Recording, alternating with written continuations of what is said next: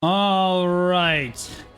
Hello, everybody, and welcome back to the Throne and Liberty Championship Series. I'm pretty sure that my computer literally just blue screened at the worst possible time, but it's fine because I have saved it. Yeah, PC to but fortunately we have two PCs running the production for situations just like that, where I can save it at the last moment. So we are good. Everything is fine. No need to panic. Welcome back to the NA West Championship Series for Throne and Liberty, guys. It is the best in Guild Talandre. We have some amazing matches prepared for you today. I am Blue Squadron, joined on the desk with my boy Little Fatty. LF, you want to give yourself an intro again? Yeah, what's going on, guys? Little Fatty here. Kind of like one of the more notorious people in NA West, not for the best reasons sometimes, but you know, it is all about competition, and this best in guild tournament is all about competition. So welcome everybody, and my name is Little Fatty. Pleasure to be here with you tonight. Yeah, absolutely. Well, the audience is certainly no stranger to you. You've casted with me a few times in this tournament. Let's take a look at our first match of the day, which looks like it is already ready to go here, as we've got Grin versus Bloodline to start things off. Grin from the Oblivion server, rank 1 in their alliance with Banana Corp. Alab, which is all about you schnookums, and Backshots, rank 1 on their server. They won all sieges but one. And the chat PvP, the GM wanted to say that he hates his static party group, and then he also has no idea how they've made it this far. LF. Yeah, man. Oh, the static. I know of the static. I know a lot of history behind that static. Some of them I might not be able to say on stream, but let's go on over to Bloodline. Bloodline, one of they were one of the top guilds before. I'm not quite sure since I haven't been on Moonstone for a bit now. But I do know that they have had quite a resurgence of strength. There are allies with currently Breezeline, who unfortunately is out of the tournament already. It's full contact and no omens. Their alliance strength on the server, as they say, is third. May not be true because they are pretty strong. And the chat PvP is Stizzy Smacker is a certain type of livestock. Yeah, Stizzy Smacker being Boba Tea. I'm sure it just means a beautiful stallion of a horse. Definitely. Exactly. Yeah, definitely not like a pig or a cow or anything. Not that it's necessarily. Yeah. I wouldn't mind being a nice slim. There are no slim pigs. Let's be honest. Yeah, I mean, a Stizzy Smacker is a pretty good name for a stallion, and you know, he's gonna be kicking it with the tournament tonight because he is gonna be in Boba Tea, which is one of our matches tonight. Yeah, absolutely. I'll let you cover pick ban for us as well, and then we'll go through predictions. All right, so Green 2 won the pick, won the coin toss, which is probably a very dangerous thing because you never want to have Grin 2 pick of their map of choice for the most part. But Bloodline was pretty smart. They did ban Calvazon against Grin. We saw Grin's performance on Calvazon before. They banned Malachar, Grand Aelon, and Morokai, which probably are one of the more Grin favored maps. So really strategic banning here from Bloodline, and Grin 2 choosing to go Talus. Yeah, I actually think this is going to be a pretty close match based on what we've seen from these guilds so far. So I actually like the fact that it's on Talus, nice wide open areas. But of course, the Riftstone itself is really, like, the capture size of the Riftstone is really, really small. Yeah, exactly. You know, and it always too. The thing with Talus is the team that has the most staying power on the Rift itself usually wins just because of how close it is. It takes you a long time to kill somebody, and then they're back again in the next 3-4 seconds, and then they're there to stay for a while again. So when it comes to like these last minute, we've seen it a lot, Blue. We've seen it even in the NA East matches with remember the versus Cursed match where it really all just came down to the objective. Yes, absolutely. It looks like we have gotten the match underway here. The first match of the day for NA West. It's Grin versus Bloodline. Bloodline, of course, sporting the blood red color on this one. We should see Grin probably spawning in on the other side. Oh, a few Bloodline members spawning at the wrong portal. That's not good. Looks like Grin's going to pick up first blood on that one. Is Bloodline. The rest of Bloodline posturing. I can already see the Nature's Blessings coming out. They're going to waste absolutely no time as they engage one another. Here, the front line's diving through. The flankers trying to get onto the back line, and it looks like Grin has done a much better job. Look at the back line of Bloodline. That red health bar is just melting through right there, LF. Yeah, exactly. And surprisingly here, Bloodline, the amount of the way that Bloodline plays here is they're very like one movement, one guild, right? Like one guild, one movement. That's usually like very very classic like Grin 2, very classic aggression style, where the moment they pick a clump, they all full send it on that clump. Majority of the clump will die, and then the rest is cleanup. That's basically what it is. And right now I'm tracking one of their star players here, Supa, who is currently actually on crossbow dagger. Very much surprising, because he is usually one of the best like creators, best Cordy crossbows that I've seen in the NA West as a whole. But seeing him on crossbow dag kind of makes me think: are they going for a crazy switch up here? Yeah, absolutely. Yeah, good perspective right there. Excellently done. It does look like that Grin's starting to get the upper hand here, but you're still seeing some pretty big kill feeds on the side of Bloodline here. As you're seeing the right side of your screen, the kill feed actually looks pretty reasonable. If you look at the leaderboards very quickly, I know it's early on in the match, but you can see very Grin, a lot of Bloodline, a lot of Grin, and then a lot more Bloodline here. Grin certainly starting to win out slowly but surely here, but look how back and forth the damage dealt. Leaderboard is damage taken actually in favor of Grin right there, and then the amount healed very back and forth, but Grin seems to be on top of that as well, LF. Yeah, exactly. And I'm looking on the perspective of Sep here. I just actually lost him because he just died. I'm on my way over to Not Sean, the other Cordy spinner on the side of Grin 2 here.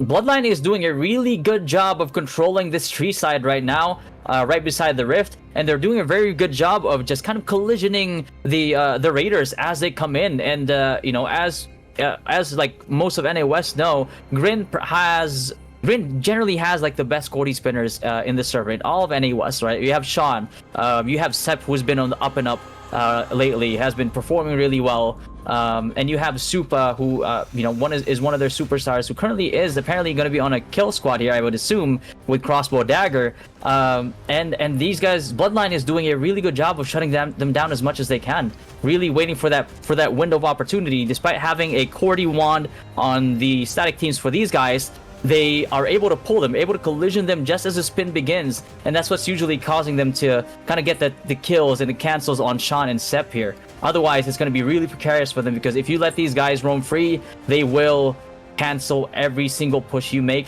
They will kill every single clump that you try to form. Yeah, absolutely. As we see a solid yellow kill feed on this side of Grin right here.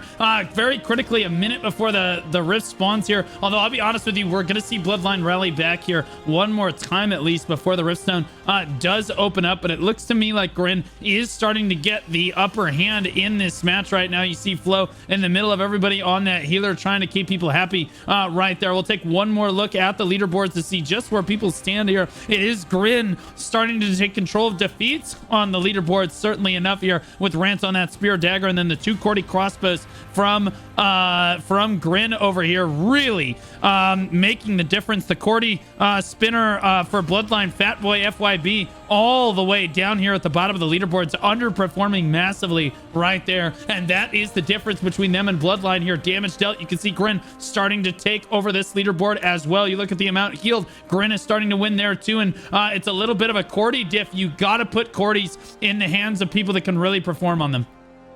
Yeah, exactly. And you know, with the TTKs going a little bit lower here, I'm starting to see less and less guilds kind of like utilize Templars, right? Because what happens is, before, with the Blood Devo meta, Chris Baum went through these Devos, which is really key if you want to get all of the kills that are needed, right? So seeing as the Blood Devo meta is kind of like on the downturn a little bit here, we are kind of seeing guilds utilize Templar bombers less and less, because usually they can't get a combo off. Speaking from a Templar perspective myself, usually I can't get a combo off before somebody dies, and I can't even spread it, even when I'm targeting a tank that has lower resistances for weakness. And so right now I'm following another Templar who's probably been playing Templar since pretty much KR, since pretty much the beginning of the server, Katapa on the side of Bloodline, and really trying to see how his targeting works here, how his performance is going to be with these lower TTKs. And I'm really curious where he's going to be in the kind of like the leaderboard itself, because usually Templars with the previous meta, you see them like up there, in if not for kills, at the very least for kill participation, or at the very least for like a lot of damage done to people going through Blood Devo, which is really effective. Essentially really effective damage. But it's going to be a wonder to see if it's going to have the same effectiveness with such lower TTKs compared to before, which kind of like shows you. Yeah. Great. Oh. Yeah, no, I couldn't agree more with that assessment right there. Thanks for showing us that Templars almost never getting the respect that they need in the current metagame, so it's always good to follow one of them every once in a while. Interestingly enough here, Bloodline actually does have, they get the first cap off on the Rift despite Grin showing dominance in this match, and Grin's frontline has not been able to initiate a cap on the point yet. I'm not sure if not for lack of trying right now, but slowly but surely Bloodline is starting to climb in that percentage right now. And I'll be honest with you, I think Grin is kind of throwing here. I don't even see them really attempting to interact with the stone. I think that their leadership has forgotten about interacting with the stone. Like, there's no other like excuse for it. They haven't even tried at this point, and we've only seen this one other time in the tournament's history. In the multiple times I've run this tournament in T1 for the various regions, I only saw one leadership core ever really forget, like, oh yeah, we're supposed to cap this. Fortunately, they did remember before the end of time, but Grin has had a dominating performance so far. You can see them all fighting off, getting a big kill feed on the side of your screen, but their opponents are at 50% and climbing, and their leadership is asleep right now.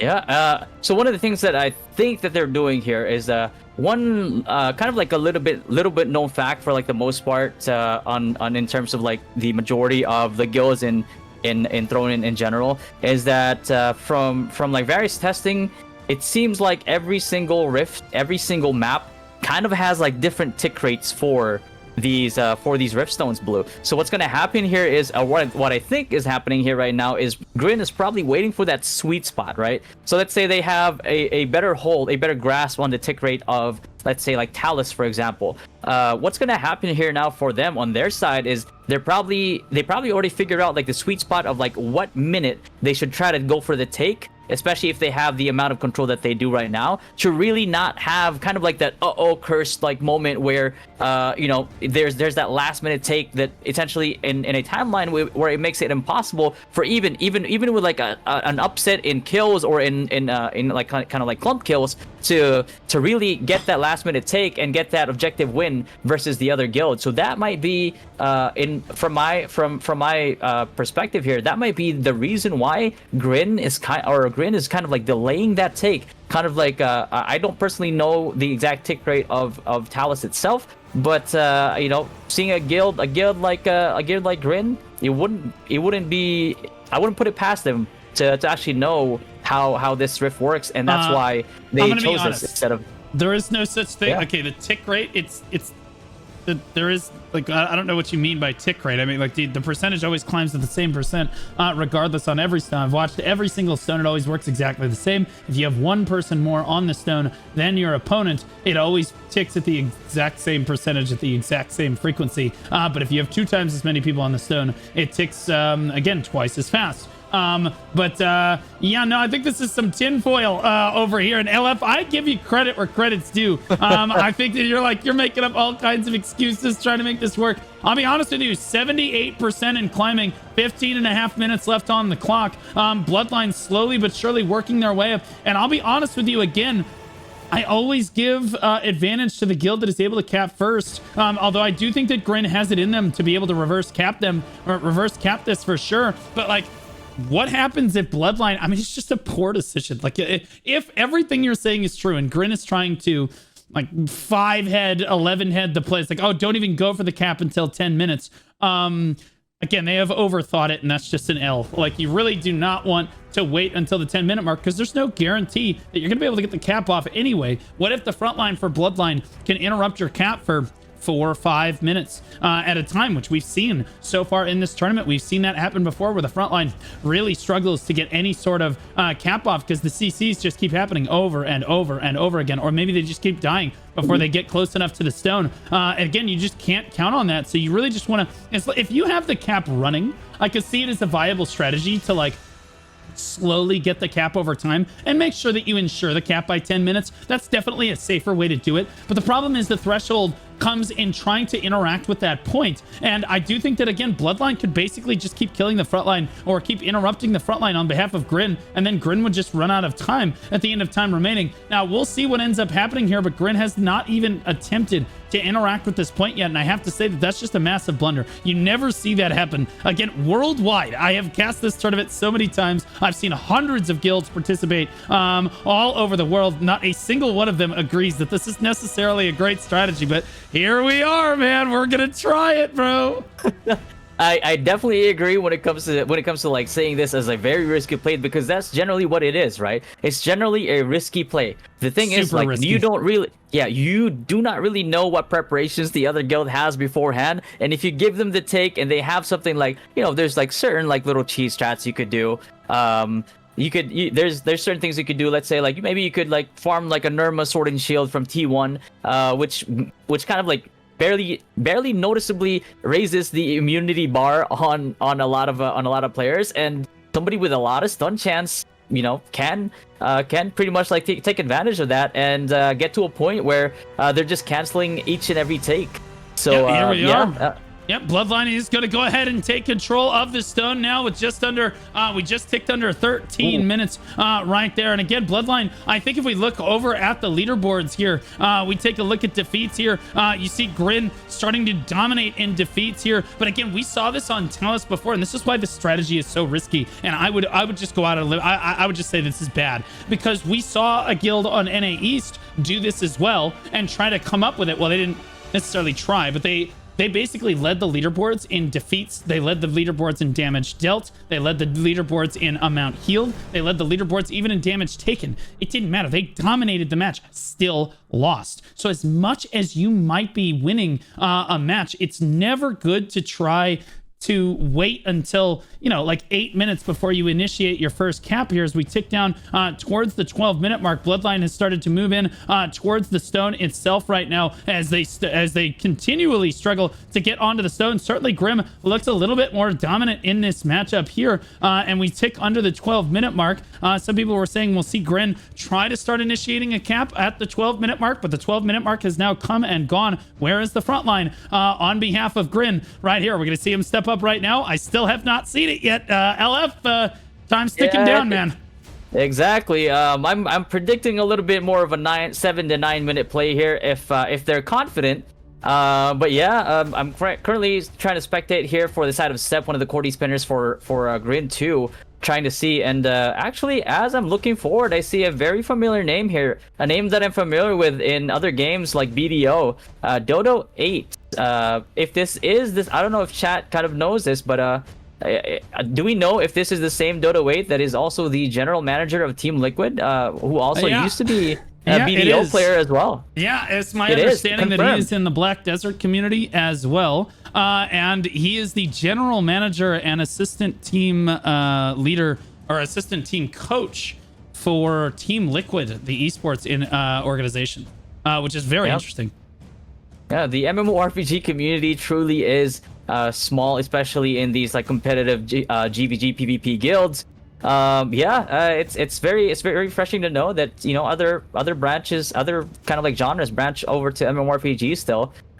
Even though it's just satisfying to see that even people in top competitive genres also see a lot of value in competitive play in GVGs and in MMORPGs in general.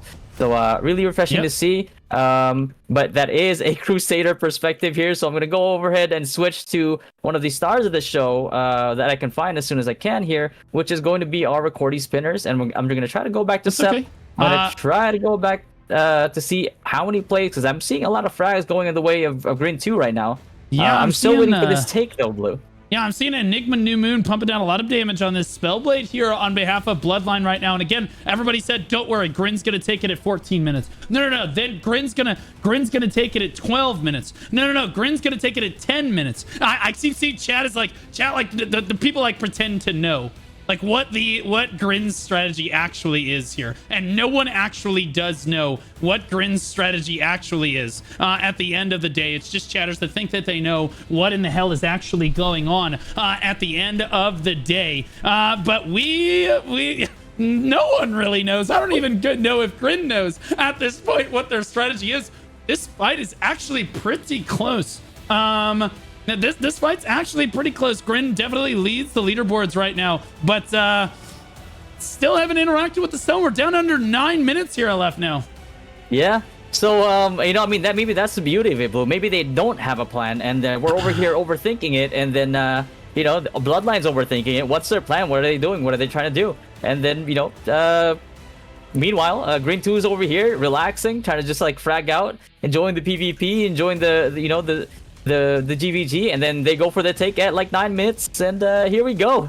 Here comes the take. 8 minutes and 43 How seconds. fast can they take it? Yeah, 8 minutes and 43 seconds. Grin finally initiates their first cap on the stone, but you can see Bloodline has more people on the stone right now, and as that percentage continues to fall right here, Grin is starting to fight an uphill battle right now into the closing minutes. I think their strategy was very specifically to wait until 9 minutes. That is super risky. You're not going to see very many guilds attempt this, mainly because, again, if you try this, you are running the risk of not being able to cap it in time if the other guild manages to rally, like we saw in NA East and EU so far in this tournament. You literally run the risk of being knocked out of the tournament here. Fortunately for Grin, they do have 28 people on the point against 17 of their opponent right now, but Bloodline, I think, needs to start rallying back here, unless, honestly, Bloodline could also outthink them here. I'll be honest with you. Bloodline could just let them have it immediately, and that might be what they're doing. And then they just recap it themselves one more time. And again, that throws another wrench in Grin's strategy here, because Bloodline has shown that they're able to take this in about 6 minutes. And we're at 7.5 minutes now. If they allow Grin to have it in the next minute and a half or so, they would have enough time, theoretically, to recap this. Exactly, and that's kind of like the riskier plays. But you know what? That's why it's so I can't risky. really... This is Exactly, so risky. But here's the key thing though, Blue. This may or may not be a good thing for Grin or Bloodline, but it is a good thing for us, the viewers and the shoutcasters, because we are getting a kind of like a nail biter of a match here. We don't really know what's gonna happen. We don't really know right here and now. If Grin takes this before 6 minutes, that means that Bloodline still has that window, as they have proven in the earlier part of this match, that they have the capability. They can actually take the rift within that time frame. So again, the results are still up in the air. It's 6 minutes and 40 seconds left, but we have no idea how this is going to go. We have no idea what last 6 minute like play that Bloodline's going to try to do, what they have planned in beforehand, because I mean, everybody knows how everybody plays in NA West for the most part. So any preparation that they have towards Grin 2 is going to be catered towards Grin 2. Yeah, watch the tick now. There is no tick, guys. Like, there's no, like literally, it's just that they have more people on the stone. And now, again, Bloodline has tried to stop them about 88% right now on this one, as Grin starts to take over the match. But there's 6 minutes left to go on the clock here, as Grin looks like they're going to try to recap this stone in their favor here. And again, this is super risky. Imagine trying to do this against a guild like Pineapple, right? Like, this is like are you intentionally not going to take the stone against them, right? If you know that you're stronger than a guild, why not just assess dominance and make sure the stone is secured basically the entire fight? Why wait? At the end of the day, again, this is why you don't see hundreds of other guilds trying this. It has worked out. Grim has taken it now, and now you're seeing Bloodline's leadership step forward now to try and take this one more time. And now it's on Grin's front line to try to prevent them from doing so here. Hopefully, for the sake of Grin, I hope that Bloodline does not come back and take this like we've seen in EU and NA East tournaments in the past here. Does look like Buttercup is getting very close. Gets interrupted at the last moment. Good front line there for Grin. It looks like their strategy might pay off at the end of the day, LF, despite the fact that it was needlessly risky. Needlessly risky instead, as Butterboy here trying his best, trying his darndest to try to get a take on this, but he keeps getting pulled away. One thing that you should note about Grin 2 is that they run a lot of collision chance, and usually it's really tough to build against like collision chance, right? Especially in terms of like collision resist, you will almost always never have enough collision resist to avoid somebody's collision chance. Ironically, it's actually better to build melee evasion to counter pulls and counter like any type of collision from melee, rather than like the collision resist stat itself. So hopefully Butterboy here does have enough melee evasion to maybe, just maybe, avoid most of these of these pushes and pulls, and he only has to worry about Glads trying to stun him that are on high cooldown. And old boy FYB, I guess the other counterpart of Butterboy FYB here, both trying to go for the take. Trying to go for this last minute take, but unfortunately they just cannot. It's either they're getting pulled away or they're getting melted right then and there. So who else is here for the take on Bloodline side? Grin's frontline doing a great job so far, but again, you just have to look at this from, this is really only working because Grin is stronger than Bloodline, and we were saying that the entire match here. But again, against an even opponent, let's say that this match was even, Grin loses this 100% of the time in most cases because they've waited, or at least at very least they've made it a 50-50.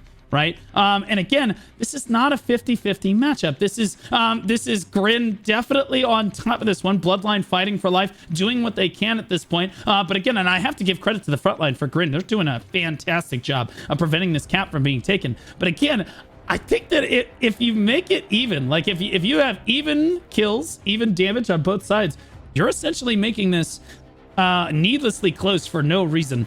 When again, you could just cap it right away, or just like slowly cap it over time. Is we see this strategy from a lot of guilds who want to like strategize and take it slowly over time so that they don't get a reverse cap off. We see them slowly take the cap over a period of like 8 to 12 minutes. That way their opponent just does not have time to initiate a cap against them. And that strategy is actually very good and does work well. We see that across all regions. But like this, I think that Grin maybe has overthunk this, but it doesn't really matter. The reason they're overthinking it is because their squad just seems to be stronger. Yeah, exactly. So it also, I guess it also kind of like shows a bit of confidence on Grin's side. Usually in a tournament like this, where there's like some pretty high stakes, not just in terms of Lucent, but also guild pride, right? Usually you want to take as little risk as possible as you can. So, you know, kind of like going at this angle the way that Grin did at the moment, like the way that they did in the entirety of this match, kind of shows that confidence, right? Because usually if you're not sure, if you're 50-50, even just a little bit, you don't want to risk it. You usually want to have like maintain full control over the whole rift and the entire 20 minutes. And you know, just try to slow down the push on the other side with potentially your kill squads, and kind of just have like that dominance on Rift. That way, they're never able to fully regroup. Even if they do try to regroup, you can regroup a lot faster because of how close the portals are. And yeah, you just stave off most of the offensive on the other guilds. But again, even risky as it may be, it is what it giving is. us a show. Yep, it is what it is, man. At the end of the day, everyone's going to have their opinion about what is good in the current metagame. NA West has their opinion about what is good and what works in the metagame. NA East does. Europe does. Everybody's always going to have their opinions about how they feel the game is supposed to be played. And it's very interesting to see that, again, you're seeing these very strange strategies come out, or at least the rest of the world would consider these very strange strategies come out on NA West. Very interesting strategies to try stuff like this right now. Bloodline tries to initiate another cap, but with 1 minute left on the clock, it does look like that Grin is going to take this one all the way home. Their Cordy crossbows just doing such a great job basically the entire match of making sure that they rip through their opponents. We'll take a look at the leaderboards here as time ticks down. And again, Bloodline on top right now. That's very likely because Grin is kind of letting off the reins a little bit. They know that there's no way Bloodline is going to be able to take it over. They're still at 84%, and under a minute would be absolutely nonsense at the end of the day here. Yeah, and Seth here just trying to spin on as many people as he can, get the kill counter up a little bit there, and looking at the kill score here, he's definitely up there with the top 4 in kills. Yep, absolutely.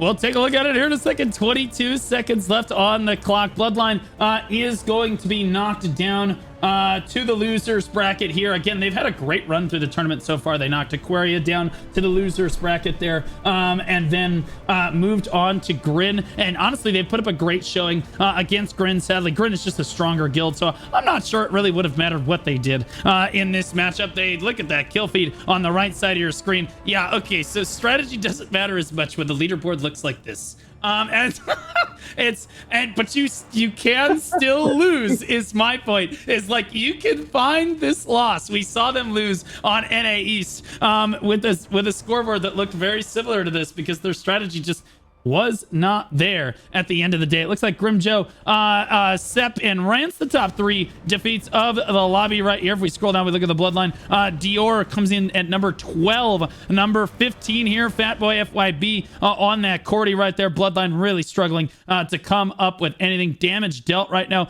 very Grin favored. You're looking at Kiaryu on a Gladiator with the highest damage dealt in the lobby on Greatsword Spear, very interestingly enough. And then you see a Cordy spinner once again for Not Sean. Grimjow AP right here as well for Grin. Kenpachi, the top DPS of the lobby there. And again, that Cordy crossbow really picking it up towards the end of the match there. So great job to the Cordys on the side of Bloodline at the end of time remaining there. Enigma, New Moon, we watched for a little while there. The spell blade with great positioning that we saw during that match. Damage taken. Not Sean, the top damage taken of the lobby on a Cordy crossbow. Not something you see every day, but that's okay. Spectre, Busboy, and Peck Mesna over here, the top 4 of the lobby here. Busboy, of course, a healer on that one. Betsy Ross, Wizard, Sweat, Salsa, Sriracha, the top 5 healers of the lobby, all in Grin. Bloodline's top healer coming at number 6. With Excited here. Grin is going to move on to fight the winner of Boba Tea versus Milk, which should be a banger. Exactly. So with Boba Tea and Milk, I mean it's the kind of like the battle of the drinks, right? So what's it going to be? Straight Milk or the more popular kind of like up and comer in terms of like drinks, which is Boba Tea, originating from Taiwan, right? So it's gonna be pretty interesting. We'll settle the rivalry. I know like there's been a bit of back and forth between the two in kind of like the previous matches in the chat and also in the NA West tournament Discord. So it's gonna be pretty interesting watching these two fight. Let's take a look at the instant replay from our last match very quickly as we see the first engagement of the match. And this is why Grin was so dominant. You see both guilds clash right here. But Grin, look at the backline on the red health bars on the backline for Bloodline here. Look at how many Grin players make it to the backline and just absolutely eviscerate that backline back there. And Grin, that's what Grin did so well in that match all match long, was their DPS was just all over Bloodline. They just could not do anything. And of course it made the healer's job a lot easier too when your DPS are that aggressive. So a lot of confidence coming down for Grin in that match right there. So great engagement right there. Wonderful guild, good fights to both teams. Let's take a look ahead at Boba Tea versus Milk here. Boba Tea from the Invoker server. Boba Tea said they're dead weight in their alliance with Cat Cafe. That can't be the case. Cat Cafe is the dead weight of that alliance. Couldn't even show up for their match last time. Kaonashi and Dynasty in their alliance as well. And Dynasty certainly a very strong guild as well. Rank 1 on their server, 6 siege wins. They said Boba is just milk with big balls. Sponsored by Dree. Sponsored by Jerry, an old NA West legend indeed. And on the other side here, we have Milk from the Invoker Alliance. Milk ranking themselves as 3rd in their alliance with Pineapple, Eclipse, and Whalez.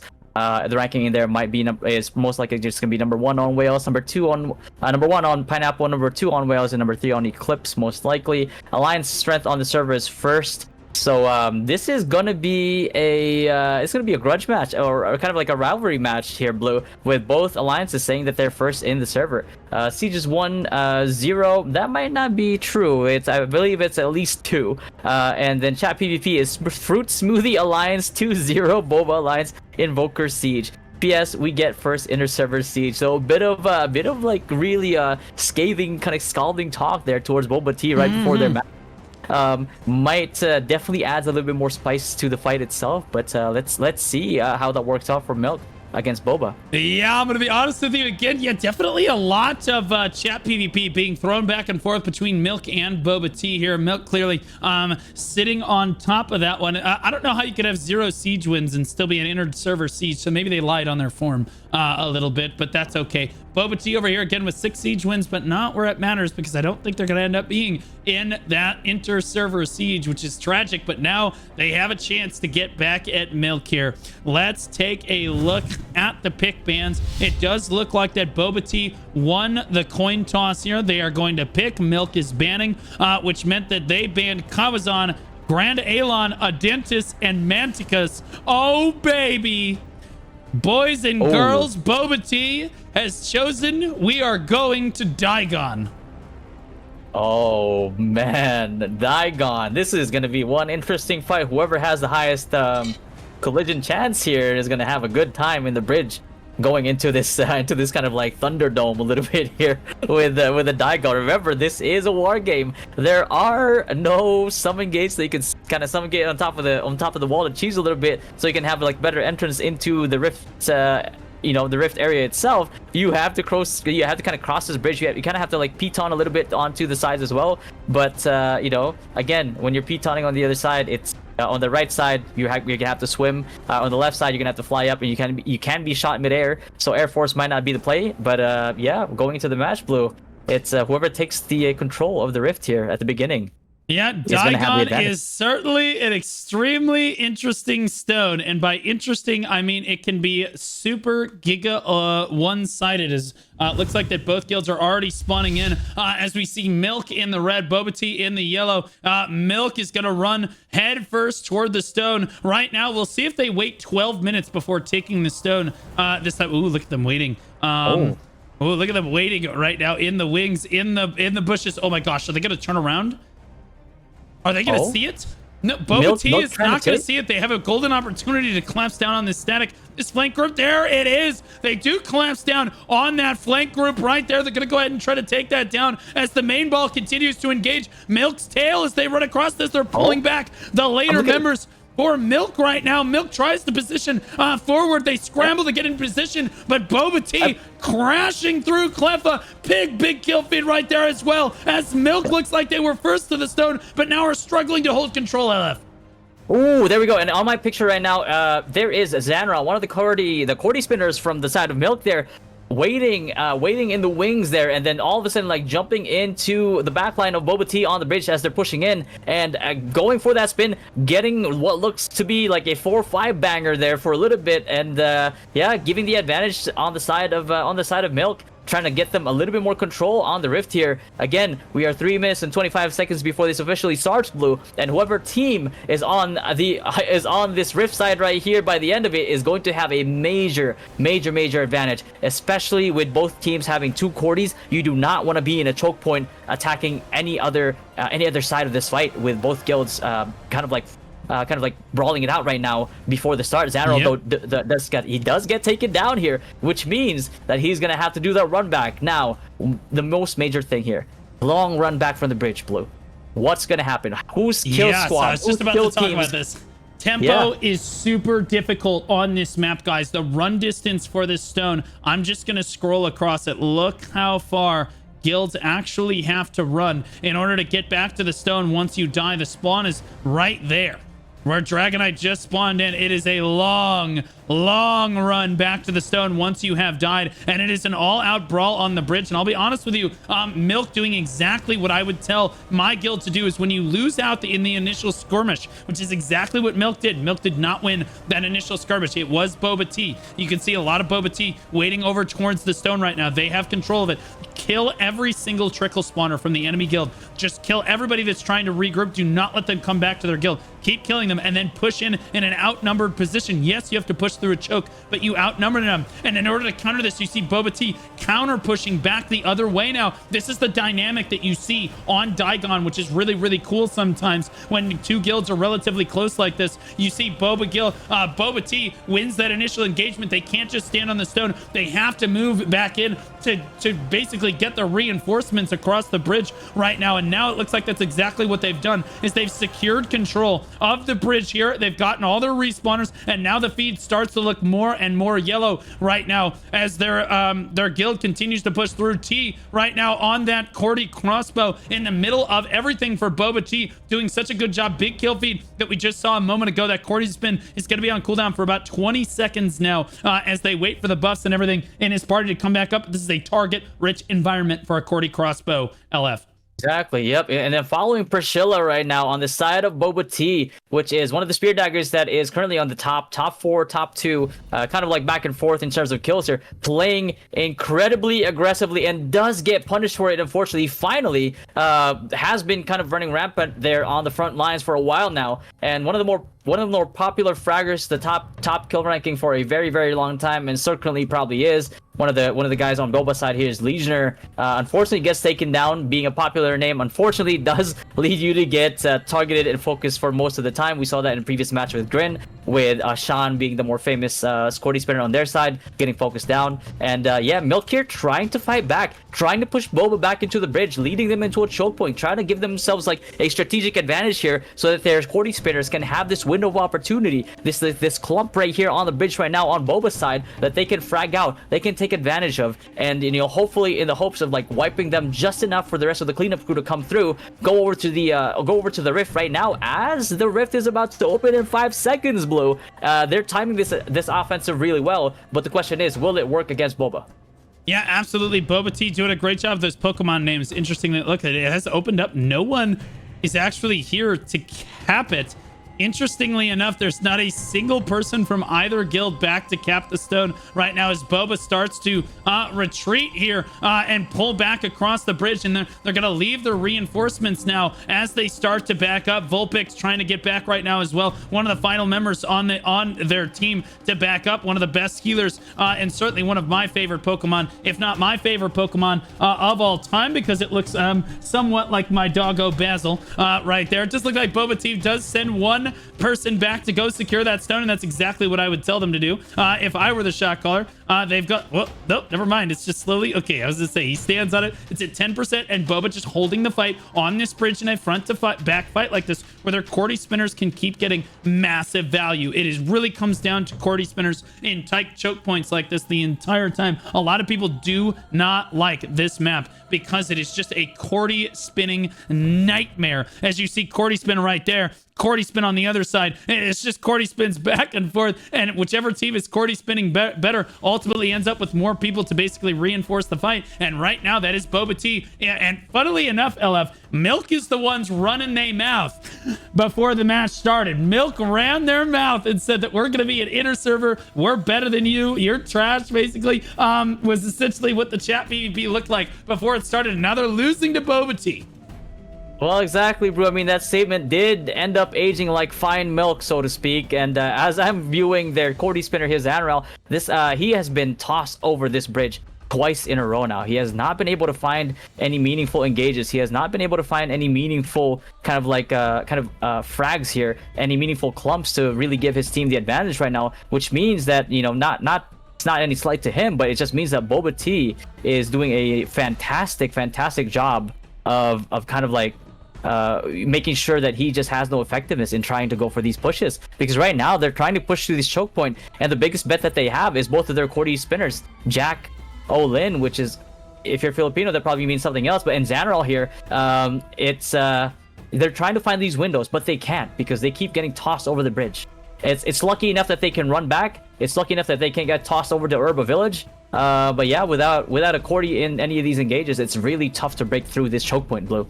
Yeah, in America, we spell it Jack-o'-lantern, which is what I thought he was trying to say, but now I don't really want to know. I'll be honest with you, ignorance is bliss right now as Boba Tea pulls back. Bliss indeed. Yeah, Boba Tea does pull back to the stone right now, and they basically just made sure they wiped off all of Milk right now. They are going to try to cap the stone 38% and climbing very quickly right now. You can see the bridge relatively empty over here, as again, look at this. Milk is now in a position where they're just killing the stragglers from Boba Tea. They're just trying to farm.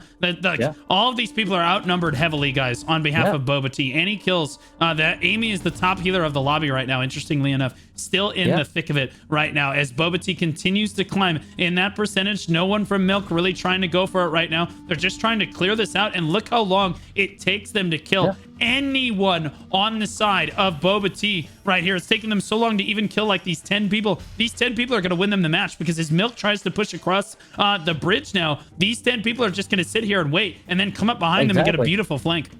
Yeah, and if you look at the kill score a little bit, Blue, I'm looking at this player called Linnell on the side of Milk here. Surprisingly enough, Milk on the top 2 of the kill rankings here, probably because they've been fighting that small contingent of the Boba forces. But Linnell, a crossbow dagger, actually on the top of the kill rankings. So it kind of shows you the kill potential that a Scorpion still has, even in T2 as a single target player, as a part of a kill squad. Because not only are they killing fast, they're taking most of these kills that are going on the side of Milk, ahead of even the Cordy spinners themselves on the side of Milk. Yeah, and now Milk is trying to push across the bridge, and now you're seeing them get outnumbered by the respawners from Boba Tea over here as they start to wipe off all those people. That yellow kill feed there, right there, interrupting Milk's respawns, and now Milk are the ones that can't regroup correctly on this bridge, and they end up in a sandwich of sorts where the most of Boba Tea is ready and wait. Look at this beautiful concave that they've created, waiting for this right now. They can spread out more versus on the bridge here. You see a big pull in with a Cordy spin right there. Not too many kills on the Cordy spin, but now we're seeing the kills on the backside of the Cordy spin as they mop up the remaining members that were left very, very low by T's spin right there. And Boba Tea is just absolutely mopping up right now. They do say that Boba Tea is just Milk with big balls, and on the other side they are just fighting Milk with no big balls in it. So you would expect the ones with big balls to be winning.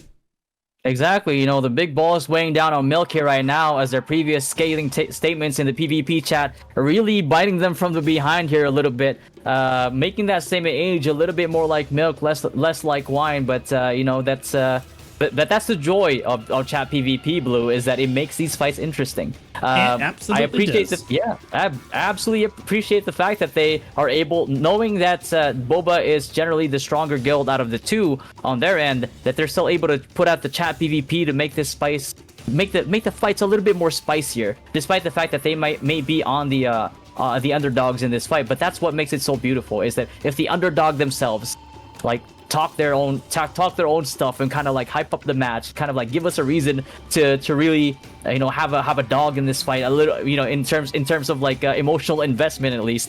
Well, so they do have a really dog. Good job. Yeah, Boba Tea does have a dog. They named it Milk, and they're walking it right now. Out here, if you look, hey man, you can't. I love chat PvP, but tell me I'm not a professional chat PvPer myself.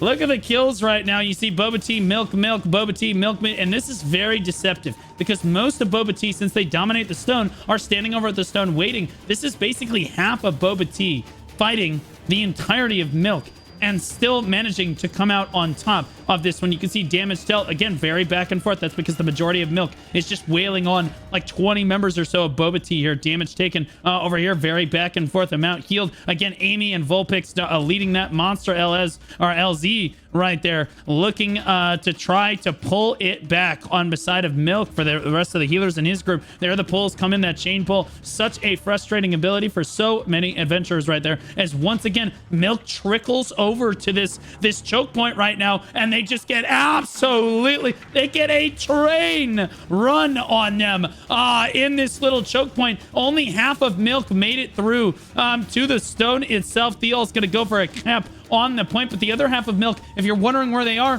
they're fighting the other half of Boba Tea over on the spawn, who are interrupting Milk's ability to basically run down the bridge. They're just constantly pulling them back, constantly interrupting them and tossing down damage. It's extremely hard to get down the bridge and get toward the stone. Milk does manage to get a cap off, but there's just way too many Boba Tea members here. Yeah, exactly. And then the side here of when you look at the scoreboard a little bit, right? And I'm following him right now, which is T, which is basically the Japanese character for 7, formerly known as 7-Eleven. This guy, despite being mostly on the Rift himself here, still some way, somehow, able to be on the top of the kill rankings. And it's kind of like a show of like his player skill, right? I know it's a little bit dicey to kind of like put player skill and Cordy crossbow together, but it's a lot more complicated than some people think it is, like in terms of like setup, in terms of party setup, and it kind of shows that there's a lot of Cordy users that you see out in the game that are just not putting out the numbers that these guys are in terms of performance. And 7, even before he had the Cordy crossbow, even when he was just using regular crossbows before the Cordy, he was already fragging out. And it kind of shows you the in terms of like knowledge, in terms of like skill level, there is definitely a classification when it comes to even Cordy.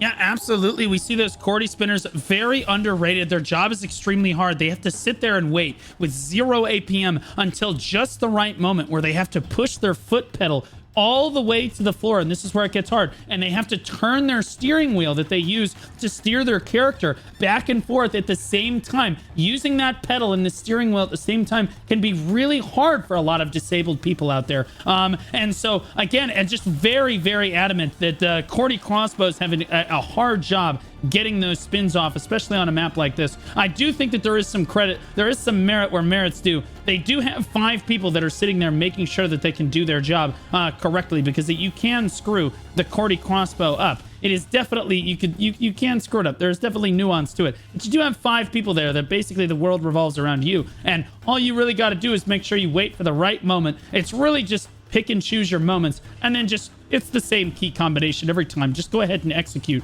right there. But the best Cordy crossbow spinners are really the ones that have the patience to wait for the exact moment that they need to get that spin off.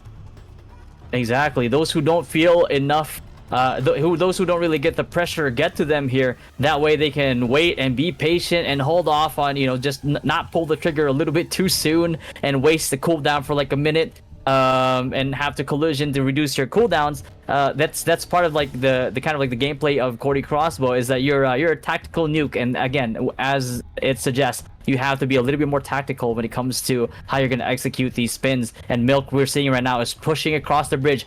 Big Milk clump right now on the wings of the probably 4 or 5 parties waiting on Boba's side right now. We'll see if it's gonna be enough. It looks like they're taking the left side here. Interestingly enough, they're going to take the grapple down. Some of these Milk members are going to take the grapple back up and shoot you way into the air, as you're seeing right there. And then they're going to try to land on the platform in behind Boba Tea, as Boba Tea goes for the main engage right now. They're a little split, but fortunately they have the 2 statics on the backside of the fight that literally just came up behind Milk, like I said, and just absolutely obliterated them, as Boba Tea basically just mops up the fight. They do a moment of confusion there where they did have a lot of flankers come in on the fight, and they weren't exactly sure how to execute, but their flankers came in from the backside of the bridge. I was like, well, where are they? If Milk got a full regroup off, we should see the other Boba Tea. Yep, there they are. Came in on the fight perfectly right there and execute a beautiful engagement on behalf of Boba Tea. Now, here are the flankers that took that grapple right here on the side of Milk. There are a fair amount of them that managed to get through onto the stone, but now they're heavily outnumbered by the Boba Tea members as they start to rally back to the point. Although Milk managed to get 17 people on the point. They're buying a lot of time for their guild to run all the way back here, and that's exactly what you have to do, is you have to buy a lot of time. The run distance on this rift is tremendously long, so they're waiting for the Milk members to sprint down the bridge and get back here, versus the Boba Tea members who are just like, yo, we need some more members, come back down the bridge right now. And so the Boba Tea run distance should theoretically be closer right here, and they are slowly mopping up Milk, but Milk doing a great job, this contingency of Milk doing a great job of holding down on the Riftstone. Yeah, exactly. And curiously enough, I'm seeing the kill squad on the side of Milk here on the Rift itself, which means there's not a lot of like cutoff, kind of like run back cutoff happening on Milk side here against Boba. That means Boba, for the most part, unless it's part of the main ball that's stopping them, is free to just run back onto this Rift. And even though the Milk side here had the early advantage in terms of numbers, but that was only because the rest of their stack was getting wiped on the bridge itself. And as soon as that happened, Boba takes over the numbers advantage on the Rift itself. 21 people to 15, and it's probably gonna rise a little bit more here, just a little bit more, probably just enough to keep Milk down, while the rest of their statics has been doing the same thing that they have been doing since the beginning, which is keep people busy closer to the base of this bridge, towards the portals themselves. Milk's pulling off a bit of a miracle here. Let's not to be understated. They did manage to stall long enough, but now they've got their entire guild starting to regroup on the stone. I think that Boba Tea has overcommitted how many people they have on the bridge right now, because Milk did manage to dive through most of their members. They have 28 people on the Riftstone to Boba Tea's 19. They almost have twice as many people on the Riftstone, and that percentage did not get snuffed out. It is now starting to climb with just under 7 minutes left on the clock. Boba Tea has overplayed their hand a little bit here and now needs to pull all of those people back. Fortunately for Boba, I do think that when they reallocate these resources, they pull those people on the bridge back. Yes, it will end up being a skirmish on the stone, but because this fight is so close, it is going to take Milk, even if they did manage to get on top of this, it's just going to take too long, I think, to cap the stone. Exactly. Even though 6 minutes and 30 seconds is a bit of a sweet spot, right? But that's usually when you have some semblance of control on the Rift itself, when you're beyond 30%. But right now, down to 6.6% and sent here, and kind of like slowly going down all the way to 0 because Boba currently has 13 people more on the stone. Unfortunately for the side of Milk here, the people that they have in the back of the Rift, they need to play life for as long as they can, Blue. They need to take this pressure for as long as they can in order to allow the rest of their guild not only time to regroup, but also time to push together alongside the bridge. Otherwise, if they keep trickling in one by one, party by party, there will be contingencies of Boba on the bridge, eliminating those parties, keeping them busy, not allowing them to get on the Rift to reinforce the guys that they have there that are holding on for dear life at this point in time, trying to make sure that they have the maintenance on the take on this Rift that's about to fall in 0.3% here.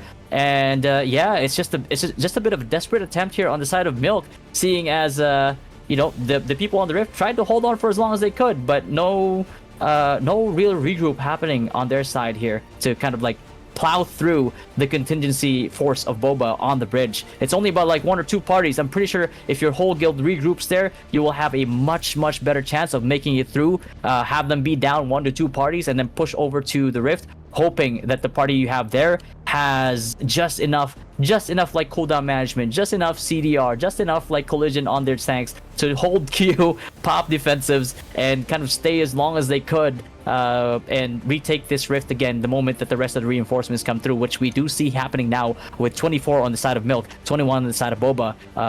Yeah, Milk here trying to go for the take now. Yes, they are. I mean, like they're desperately trying, but they're at 5% in 2 minutes, 2 full minutes. They have gone nowhere. They have the exact same percentage they had 2 minutes ago.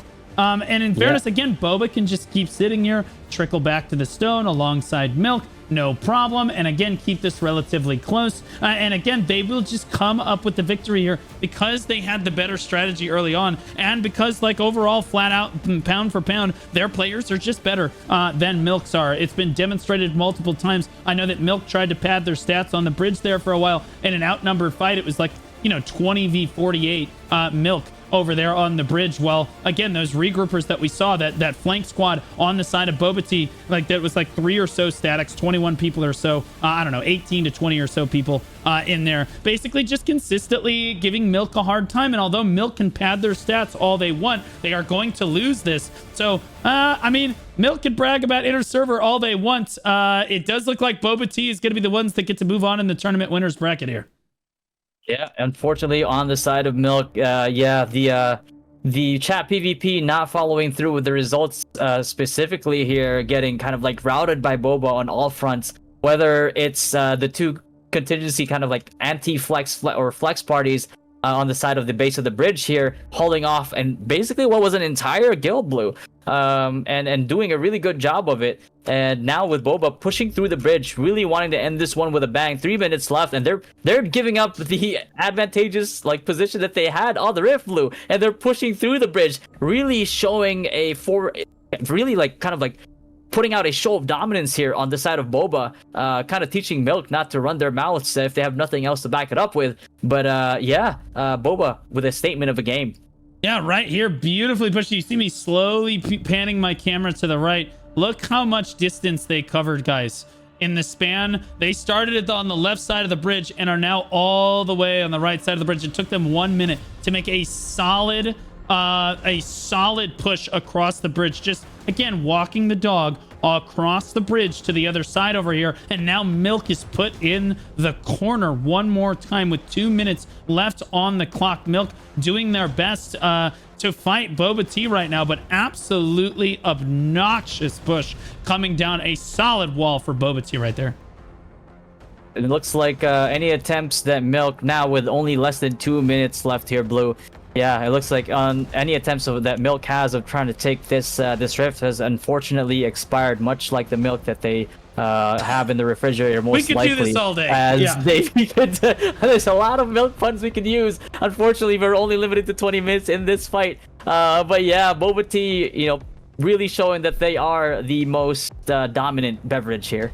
Yeah, absolutely. As the other side has fermented over here. It looks like Boba Tea is doing their best to do basically shut this one out and make sure that they pad the leaderboard stats too, although I'm not sure they're going to be able to do that. I would expect to see a lot of Milk, yeah, on the leaderboards, because again, they outnumbered Boba Tea in most of the fights that we saw on this Riftstone. You look at the damage taken again. Milk Zanral is going to go ahead and take it home with 5.5 million. No way anybody passes that at all. Damage taken again. Milk is expected to be there, but Amy and Vulpix holding it down. Monster LZ doing a great job as well, capping over that 20 million marker for heals on the side of Milk. Milk certainly with a great performance in this tournament so far, but they are going to get knocked down to the losers bracket here in this second match of the day. It does look like they're going to go up against Whalez in the next later today. They're going to have to play twice. Oh my gosh. K-City right here on the orange, just rolling it down right now on the side of Milk. It's game over on the side of Milk right now. Ironic that somebody is spamming gout as he sees all of the oranges rolling around right now. They might have gout because there are just too many, there's not enough oranges on the side of Boba Tea over here. Irony.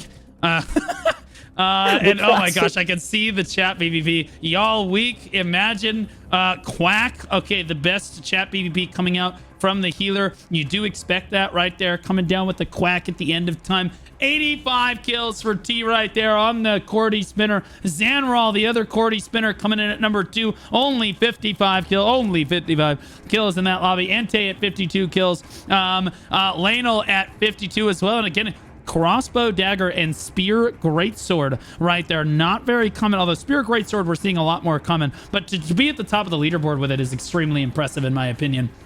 Absolutely. Yeah, crossbow, dagger, though, again, this has only recently become a lot more popular as of the most recent patch, guys. You know that damage, we went from a melee meta to a melee meta right now. And again, crossbow dagger, as much as that might sound like a ranged meta, definitely a close ranged assassin on that one. Looks like damage done. Zanral right here, 5.89 million damage done in the lobby. T right behind him, 4.2 million right there. 4.1 on Legionnaire, Venat, Totodile, Pig, Pinlup, the rest of Boba Tea basically rounding out the leaderboards right there. Damage taken over there, heavily favored for Milk. It looks like Hapaloid comes out on top. Monster LZ, the top healer of the lobby right there, and then Zanral in at number 3. A huge impact for his guild right here. Amount healed, 34 million for Amy, who said Quack at the end. Love to see that. Vulpix right there in at number 2, my favorite Pokemon, 25.7 million. Miltank, and that tank milked an enemy team today. Sure enough, 20.8 million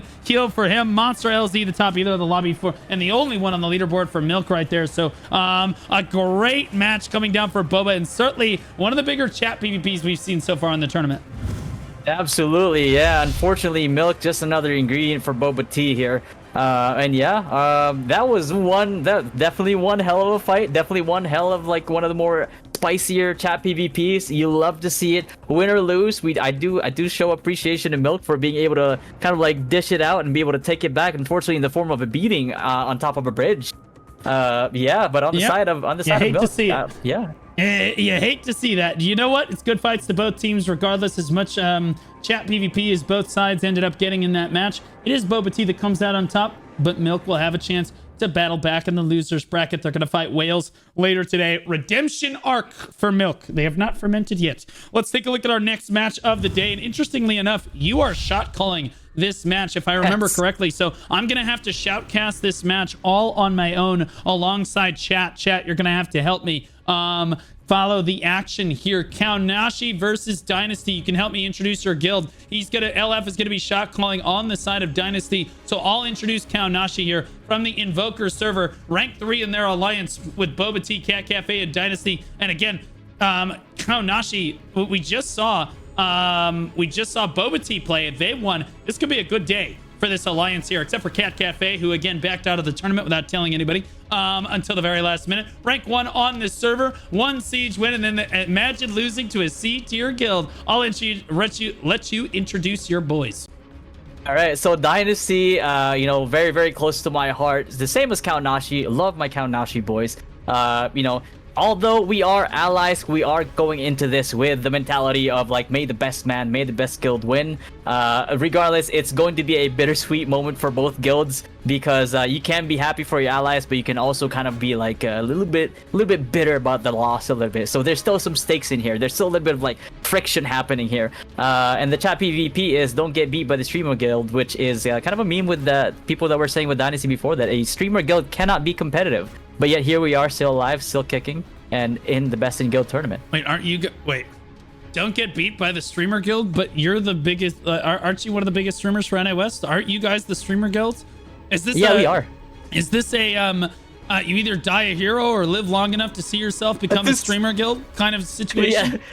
Well, you know, it started out as a streamer, but a little bit more when the call to arms happened, we kind of. We had to do what had to be done. Okay. It did lead to less streams, but it did lead to more competitive fights, for sure. You go hop in with your boys. I'll take it from here. All right. Ladies and gentlemen, we get the full Blue Squadron experience for shoutcasting this match. It is, don't worry, all of the production, all of the shoutcasting, the building, yeah, it's all on me. That's fine. It's all good. It's all good. Everything will be fine. Let's take a look at pick ban right now. As it looks like Dynasty won the pick ban, guys. Kaonashi is banning. They banned Kawazan, Malakar, Grand Alon, Cherno. They definitely do not want to fight any of the coin flip matches. But don't worry. Dynasty had a trick up their sleeve. They are going to Leviathan. Oh, baby. It's a Talandre kind of day right now, as we get to see two of the Talandre Riftstones back to back in NA West here, as they continually pick these. I love this personally. The other regions are so boring. They pick Azrael, they pick Talus every game. We did see Talus once today. They see honestly, we see all of just the boring Riftstones. The Talandre ones are the interesting ones that we all want to see all the time. So it does look like the lobbies are full. If I take a look at the compositions for both sides are literally almost identical. 13 daggers on both sides. 17 SNSs on the side of Dynasty, only 16 on the side of Kaonashi, so basically the same. Greatswords almost exactly the same at 15 and 17. Staffs 4 and 4. Bows 16 and 16. Crossbows 5 and 4. Wands 16 on the side of Kaonashi and 18 on the side of Dynasty over there, and then 9 and 9 spears. So almost identical unit compositions right here on Leviathan as we check. Are you ready to rumble? Make sure you guys got your predictions in right here. Guys, chat, behave yourselves. I can't watch chat shoutcast and catch the instant replay and like do the picture. Honestly, I should just do the picture myself here. Honestly, I should just throw it back and forth. I'm gonna throw it back and forth to myself. Guys, introducing my alternate personality, Bald Squadron.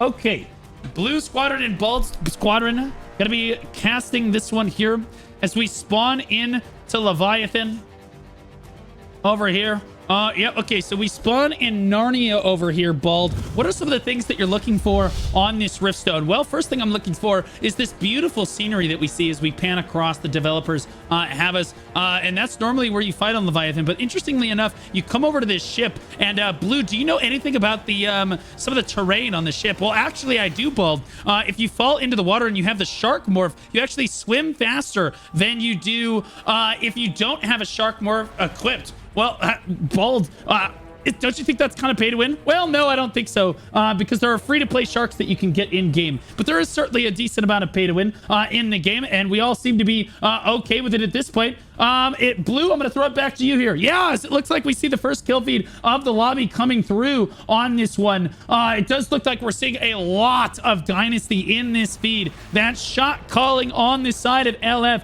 certainly doing a great job of it. He's currently taking the Wakayashi strategy, guys, where he has 8 Discord streams open and he shot calls for all the different parties at the same time, and basically tries to reposition people like it's some kind of StarCraft 2 match over here. Bald, back over to you. Well, honestly, we have Gaio up in this upper left corner right here doing a great job of positioning on this crossbow dagger. And again, this is not a weapon loadout that we've seen very often until the patch came through in the middle of this tournament here. He has popped his Guardian here. Interestingly enough, gets pulled in. So a good time to have that Guardian running, but you are not very tanky as he continues. Oh, he gets pulled in one more time. Gaio getting very low. We'll see if he can't catch a heal from his healer. He is not going to, as the remainder of Kaonashi takes him down, Blue.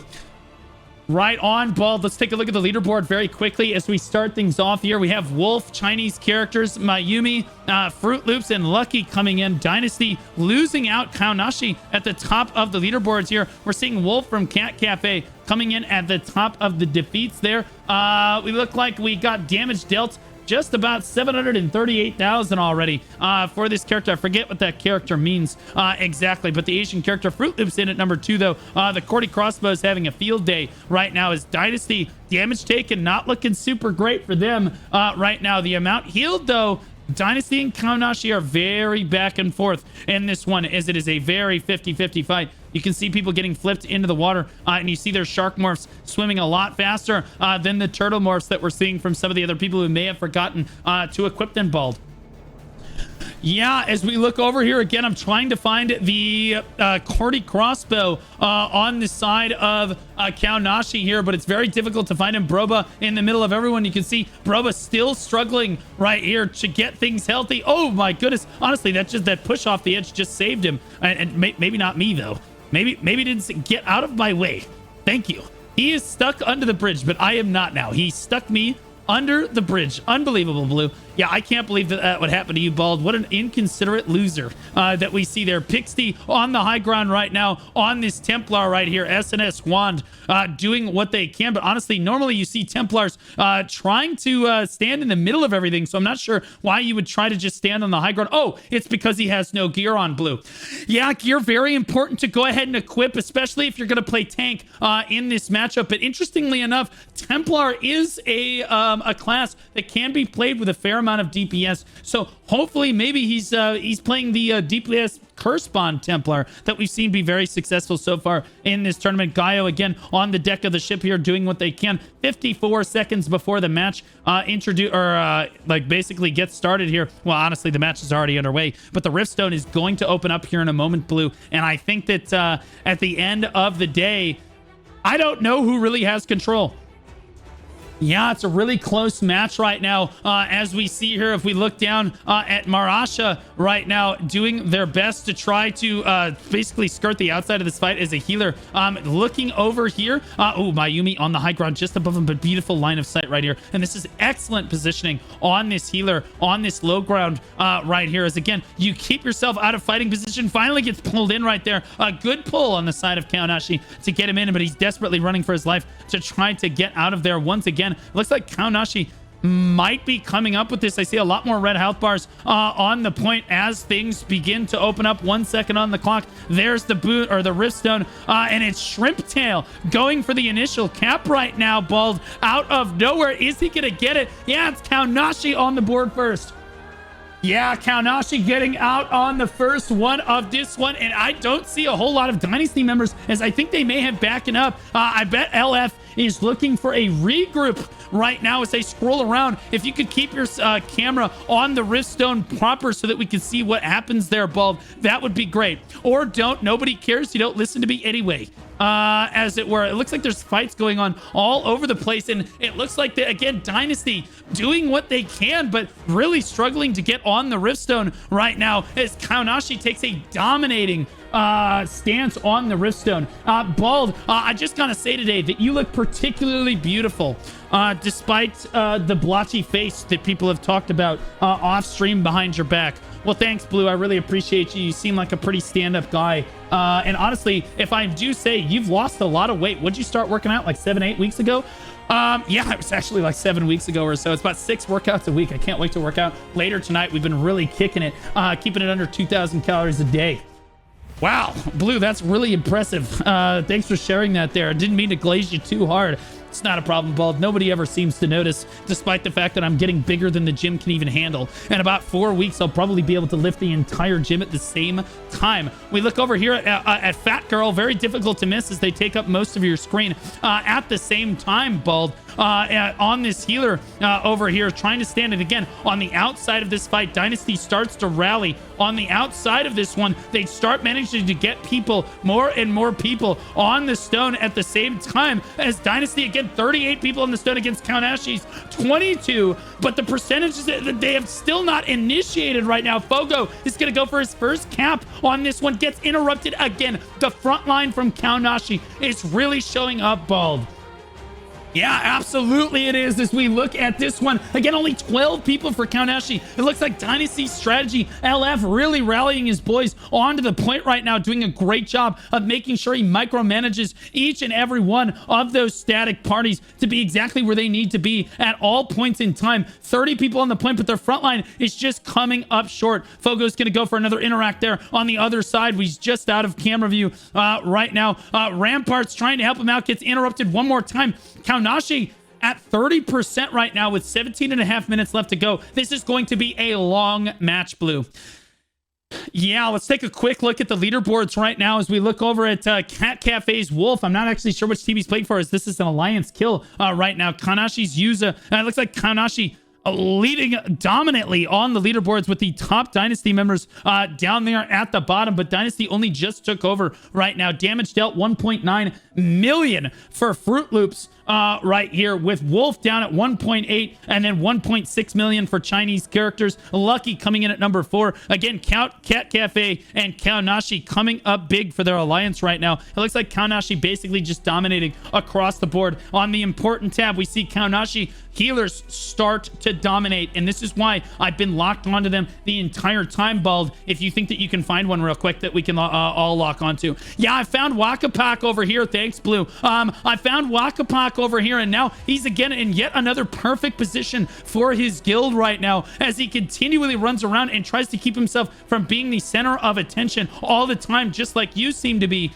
Interestingly enough, oh, thanks, Bald. I really appreciate that. No, you really deserve it. Thanks, man. This tournament's been awesome. Yeah, no, for all of us here at home, honestly, you've sacrificed so much playtime to get this tournament done. It's been pretty insane. Wakapak with great positioning right now, refusing to go down on the side of this fight, and despite the fact that the front line on the side of Kaonashi keeps pushing him against the wall. No damage there to really pick it up, and Kaonashi still the only ones to interact with the point. And again, we're seeing Dynasty still not getting control of the point quite yet. They certainly have a lot of people on the point, but Fogo just keeps getting flipped right back off, Blue.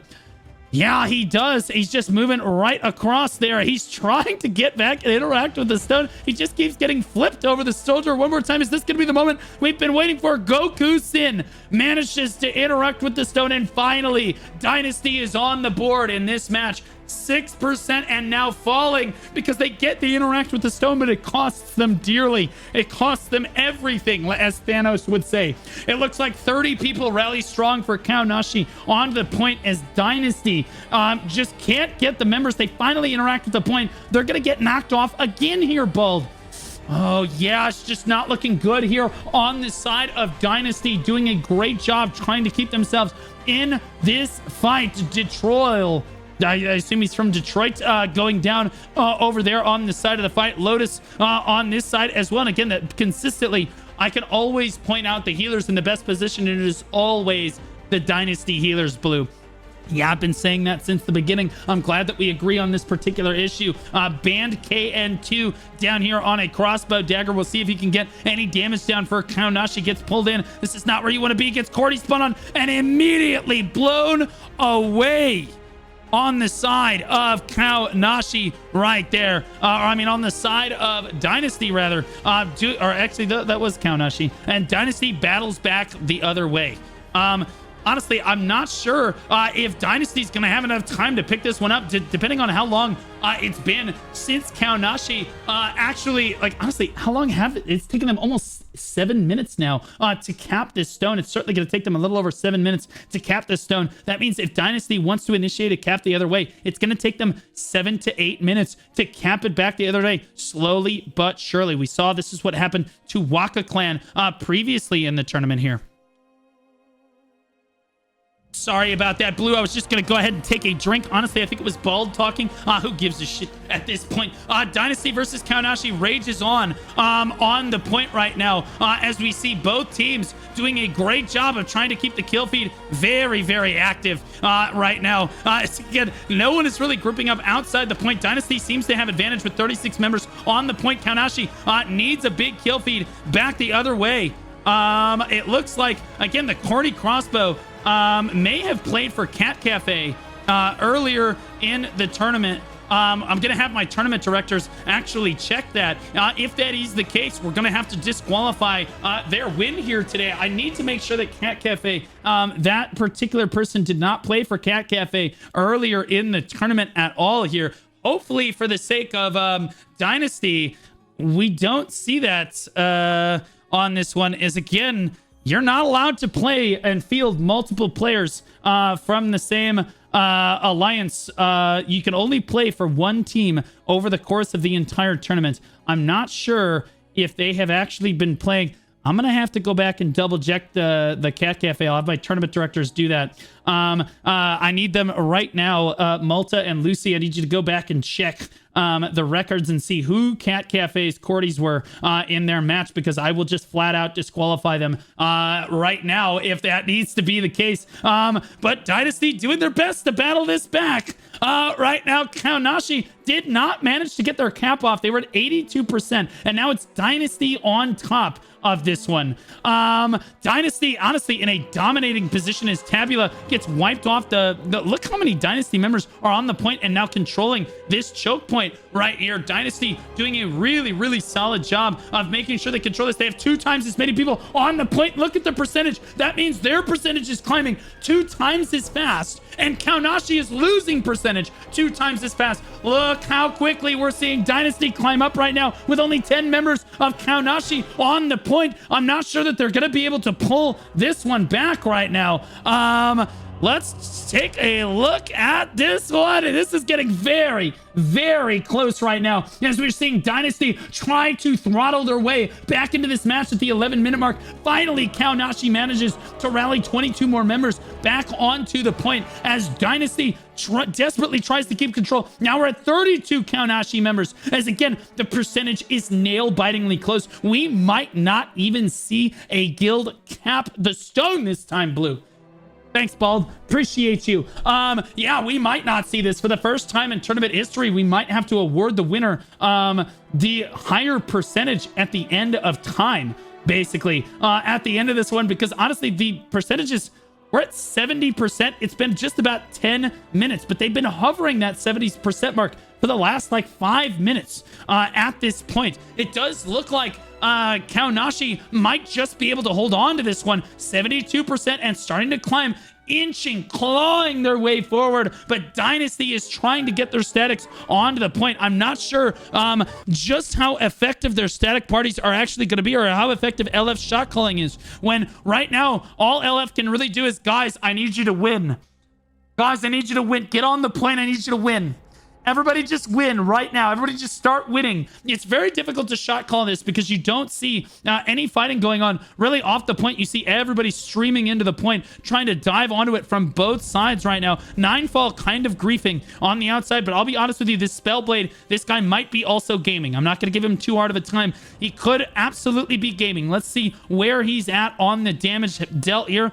Ninefall. Never mind. He's a complete loser. Down here, I almost didn't see him all the way down there at number 7. If you're going to stand up on the high ground like a pigeon like this, I expect you to be getting basically the top DPS of the lobby. That is not nearly high enough right now, as again, this match is very, very back and forth. Every single person's contribution to the point matters. That means every single person needs to be contributing equally to their guild's success and trying to be selfless and get onto the point. Every single member of Dynasty needs to be basically trying to dive onto this point. There are certainly areas where you can try to stand on the side of the fight and still have high ground advantage over here. Marshada has found one. Gaio has found one. Feimuchi has found one as well, as the most of their guild basically tries to hold on to this high ground here. 93% and climbing. Are we going to see Kaonashi come away with this one? Finally, Dynasty manages to take it back the other way. Oh, look at that. The moment that our pigeon has flown down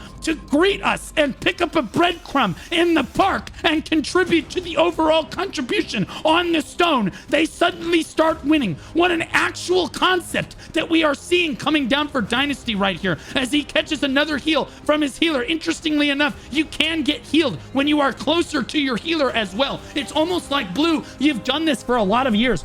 Yeah, I think that a lot of people underestimate my experience in large-scale PvP. Yes, I can't play Throne all the time, mainly because I have to put on these tournaments a lot of the time. But if there's one thing I understand, it's strategy in large-scale PvP. It's being selfless when it means putting others before yourself for the greater good of making sure you win the battle. And that's what we're seeing right here for Dynasty, as they were at 94% on Kaonashi. Now they're down at 85 and falling as Dynasty continues to try to rally strong. I think they should pop Guardians and go right now, Bald. Personally, I think this is their time to shine.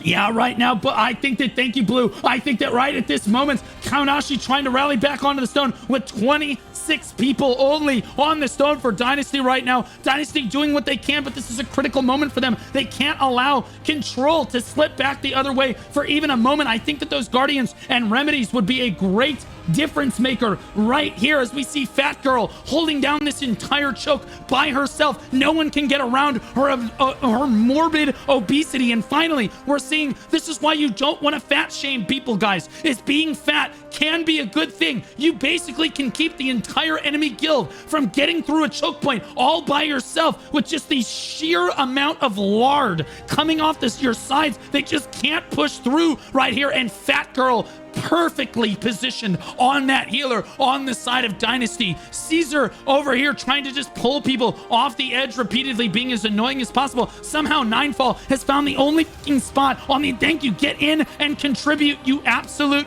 wonderful human being. Although I hope you get wet socks at the... Why are you doing this? Get on to the point. Thank you. Okay, do me a favor right now, Bulb. Yeah, I couldn't agree more, Blue. That guy is just absolutely griefing the entirety of Dynasty at a very critical moment. Every single boot on the point matters at this stage right now, as we're seeing here. I bet LF has the stream open going, who is that guy? Yeah, okay, you need to get on the point right now. As it were, the kill feed very back and forth, but 33 people against 30 on the point, 87% and climbing one more time. Can Kaonashi pull this one back? 89%. We have Dynasty. They've been slowly clawing their way into this fight. They're at 51% right now, and that is falling as we get over the 90% marker one more time on the side of Kaonashi, Blue. Yeah, I think over here, I think that Kaonashi is probably going to be able to come up with a win in this fight right now. But honestly, we've been saying that for the last 15 minutes, and they still have not managed to secure a cap with 5.5 minutes left on the clock right now. Again, every single boot on the point matters. Brandcon going to go down, but it doesn't matter. He's a completely worthless player anyway, as he wasn't contributing to the point right now. Yes, again, every single player matters. 28 to 28, 29 to 28, 28 to 27. Every single player needs to be planting their boots on the point and be contributing to the point overall. Otherwise, you will lose. We saw Wakayashi pulled the trigger just a little bit too late in Waka Clan's match over on EU, and they lost on this exact same Riftstone just under 5 minutes on the clock. Then Dynasty has only managed to pull it back up to 53% right now. Kaonashi at 30, over 15. They have 2 times as many people. This could be the moment. 97%. Are they gonna do it? Kaonashi, can they get across the finish line? Dynasty sprinting onto the stone. I don't think it's gonna be enough. It's 29 to 27. Dynasty doing what they can to stop them at 99%. I don't think it's gonna be enough though, as it is going to be Kaonashi taking this home. And you have to say, credit where credit is due. Everybody in Kaonashi did their job. They contributed to their team. They did what they could to make sure they got your absolute garbage anyway. It doesn't matter. You're worthless. You're worthless. Everyone on Kaonashi did what they had to do. You'll notice that Kaonashi came up behind him and said, get out of here. And you'll notice he killed him and then jumped onto the stone himself right there. Selfless play on the... Well, they've already won at this point, so I don't even care. They've already won at this point, so now it doesn't matter. Now you can have people on the high ground and actually afford this positioning right now is fine, mainly because, again, we're not fighting for percentage on a rift stone anymore, Blue. Yeah, I couldn't agree with you more, Bulb. I think that right now you can have your ranged classes basically sit up on those pigeon high grounds on either side of the ship, up on the rocks. That's totally fine because your guild is convincingly ahead with only 3 minutes left on the clock. They can afford to spare a few DPS on the point. Doesn't really matter at this point. But in a situation where every single player matters, you have got to be selfless. You have got to stop padding your stats. And honestly, at the end of the day, some people pad their stats and they still manage to get to the bottom of those leaderboards, Bulb. I mean, they pad their stats, the whole match still can barely get front page. Couldn't agree again. Couldn't agree with you more. We're both on the same page of this one, Blue. Pixie on the side of this one. It does look like Dynasty is going to come out on bottom. Kaonashi is going to move on in the winner's bracket, and they have an uphill battle because Pineapple is looking Pineapple is their next opponent in this tournament. Yeah, absolutely, it does. Look like Pineapple is going to be Kaonashi's next opponent here. I do not believe that Dynasty has enough time. They only have 2 minutes left on the clock. All Kaonashi really has to do is trickle onto the point slowly, interrupt it a few times, and they will keep this percentage from getting out of hand. At this point, again, I think that if Dynasty had popped Guardians and Remedies at the moment that I had said earlier, I do think that they would be in a different position here because they would have gotten a lot more percentage on the point. It's possible that they just used them a little bit too soon, Bald. Yeah, it's not many shot callers are really keeping track of that necessarily all the time right now. And you got to give credit where credit's due. The Kaonashi boys and their statics are just playing so well together. And they have played so well in this tournament so far, knocking out Banana Corp in their first round. They got a bye in the first round, and they showed why in round 2 as they knocked Banana Corp down. And they moved on here, and it looks like they're going to move on again here. Yeah, it does look like, it looks like the Cordy on behalf of Dynasty is not the same Cordy that we're seeing. Double check all Cat Cafe matches.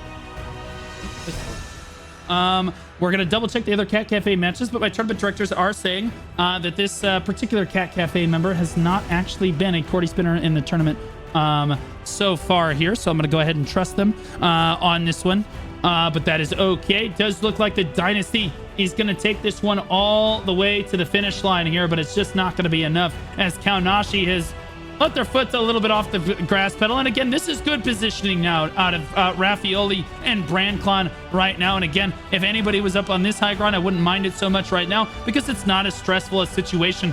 You're absolutely able to put down a lot of DPS, help win a fight over time. Contribution doesn't matter as much, but honestly, you can look, they are still contributing to the match and getting that high ground advantage on the left side of their ship. That is gamer positioning right there. 10 seconds left on the clock in this absolute nail biter right here. We only saw one guild make it to the cap. Dynasty is only going to make it to 26% before they get thwarted and run out of time in this one. Not enough done. Wolf, look at this, defeats Wolf, Fruit Loops, Lennox, Lucky, Artoria, Mayumi, Bluzam, Skyladder, Ninefall, and Core. All the top of the leaderboards here for Dynasty and Kaonashi. Very back and forth right here. If we look for my favorite player, pause. Oh, wait, he's this far down. Nope. Where? How many? Oh, number 10. Okay, I didn't see him. Oh, yeah, at the very bottom of the leaderboards right there, coming in with 43 kills right there. And again, contributing almost nothing. Damage dealt, 6.58 million. damage dealt for Wolf's Cat Cafe and Cat Cafe Fruit Loops at 5.89. 5.7 million for Mayumi, Ninefall at 4.9 million, but you expect that out of a Spellblade right there. And then Lucky coming in on that Cordy at 4.4. Again, padding the stats, and we're still only to come up with 5th is crazy. Damage taken 2.39 million for Anzuna right there on the Crusader Z-Tech as well. And then again, we've got a healer coming in at number 3, Lin Vian Hua right now, 24.4 million damage healed right there for Pionnet, and then Linkla at 19 million, Lavanzia at 18.9, Giabipu at 14.8 million right there, all for Kaonashi, the top healer of the lobby again, and her positioning was absolutely stellar as I talked about the whole match. Dynasty's best healer is Fat Girl at 13.3 million. A super close match, but LF, you guys just weren't able to come up with it. Man, I am sweating right now. That was an intense fight. Probably, I wish I was on the spectator side of that, because that match had me pretty, it was pretty hyped. Very back and forth a little bit there. It's just towards the end, we tried to call for kind of like go into the take zone a little bit, try to take control of the rift a little bit there, but unfortunately did end up coming short. Again, that's just something for the VOD review side of things. But yeah, we did have I believe we had a pretty solid game plan going into this fight. Pretty what was solid. The game plan? What was your game plan? Just walk us through a little bit of what the game plan was. There's a lot of strategy that goes into that Riftstone there, and clearly, I mean, it was you saw moments of brilliance there where you guys were able to surge onto the point, and we moved back and forth. But what was the original plan, and where do you guys feel like you came up short in that match? Yeah, so the initial plan was that, so what we noticed with how the kill squad on Kaonashi builds technically is that we tried to work around that a little bit more. And what we wanted to do for the most part is we had a team that is more focused on killing squishies on the front end, and we had a flex team that is more focused on the back end, which is basically the back of the ship. We wanted more control on that one. What I did feel like we kind of slacked on a little bit, and that's something that we just have to discuss for going forward, is we definitely need a lot more daggers to be more on the to be more proactive with the smoke screens, especially if you're trying to go for a take on the rift, because that does help quite a bit. Kaonashi had a really good control of cliffside there, and just managed to keep pulling. We eventually got the pull once I went for the call and called for the stone capper to be more on the front side, because we actually had more control on the front side. And they had like 2 or 3 tanks in the back there trying to pull as much as they can, build collision resist specifically to try to cancel takes. It works splendidly on their part. But yeah, I have a question. Again, yeah, that sounds like a great strategy. LF, I'm curious. Did you call for anyone to be standing off the point on like high grounds at all during the match at all? No. Okay, I was just wondering. No. Anyway, yeah. Let's take a look at our next match of the day here. No, it's no problem at all. Let's take a look at our next match of the day here. It's going to be Darkness versus Eclipse. Eclipse from the Invoker server, rank 2 in their alliance with Pineapple, Whalez, and Milk. We saw Milk get locked down to the losers bracket earlier today. Siege is 1, still too many. And then they said for Jet PvP, they said GG's and A West, and GG's indeed. That last match was a banger. Yeah, GG's indeed. And on the other side, but with Darkness, again, these guys are kind of like I feel like the biggest upsets in the tournament so far. Not a lot of people counted them. A lot of people kind of counted them out, but they've proved time and time again that they're in here for one hell of a fight, and they've been showing it. Yes, absolutely. They're in this for one heck of a fight right now. As again, Darkness, I think. I'm not even sure who's necessarily favored in this alliance. Eclipse thinks they're rank 2 in their alliance with Pineapple. Would you agree with that assessment? Well, I'm not quite sure. I think Milk probably is on that as much of a beatdown that we saw there on the side of like Bo versus Milk. Might be on that side actually, as like current standings, stand. Yeah, okay, all right. Well, let's take a look over at the versus screen as that is ready to go. As our next match is our next lobby rather, is just about ready to go. You want to cover pick ban for us real quick? Yeah, sure. In terms of the pick ban here, it looks like Darkness won the coin toss. They chose pick, and Eclipse is banning. Eclipse opted to ban Leviathan, Talus, Grand Alon, and Malakar. And oh, Darkness decided to choose Pakilo. Bro, we're gonna see every map today in Talandre. Did they coordinate this? It's like an early birthday present for me. It is my birthday tomorrow, after all. Bald reminded everyone before, but I don't think anybody heard that. It's an early birthday present for me to see everybody playing. To see everybody playing. Well, I am gonna have a happy birthday. You know why? Because I get to shoutcast EU tomorrow, and that's my birthday present. I can't wait. It's gonna be amazing. Couldn't imagine a better birthday. Eclipse versus Darkness, and we are going. Man, if these Talandre Riftstones, Pakilo, one of my favorites to watch on this one. I love watching the Talandre Riftstones on this one. Let's take a look at Cordy's, because Eclipse only has one Cordy, and that's Pooh. Darkness has Bilo and Pilter, though. Do you think that's going to be a big difference on a map like Pakilo? Yeah, well, the thing is, like, so far for Darkness, it's only been Biologish or Biologish. I'm not sure how to pronounce it, but he's been the only spinner, and now they have another spinner. Maybe did they get lucky in the most recent Cordy, Arc Boss, that they now have two spinners. So now not all the pressure is going to be on Biologish now. Now we have Pelter as well, so that eases a lot of the pressure, a lot of the focus on Biologish, and maybe we'll get to see him shine a lot more now. Why is everybody saying Happy Mother's Day? If anything, it's Father's Day this weekend. You guys shut your mouth. You guys shut your mouth. You know what? Thank you. The proud Slay Queen. Yeah, didn't see that one coming, did you? Now, Darkness on the high ground, actually pelting the low ground from Eclipse as they got in position first on this one. They're getting pulled down, though, to the low ground. Good play by Eclipse right there, but they are still taking a beating from that ranged high ground as, again, Darkness trying to find them on the ramp right here. Both Gordy spinners go off on both sides of the fight, but it looks like Darkness is winning out. They're just making a solid wall right now for their guild here, LF. Yeah, exactly. And, I mean, they're just playing this like very strategically here. Again, take the high ground early, right? We've seen this in Star Wars before. We saw what happened to Anakin, right? You don't want to be legless at the bottom of these stairs when the Darkness Alliance here, the Darkness side here, has control of the high ground. And while you're trying to push for that high ground, they also have their respawners hitting you from behind. So really, you're in a bit of a predicament here when it comes to like a strategic disadvantage for the Eclipse side.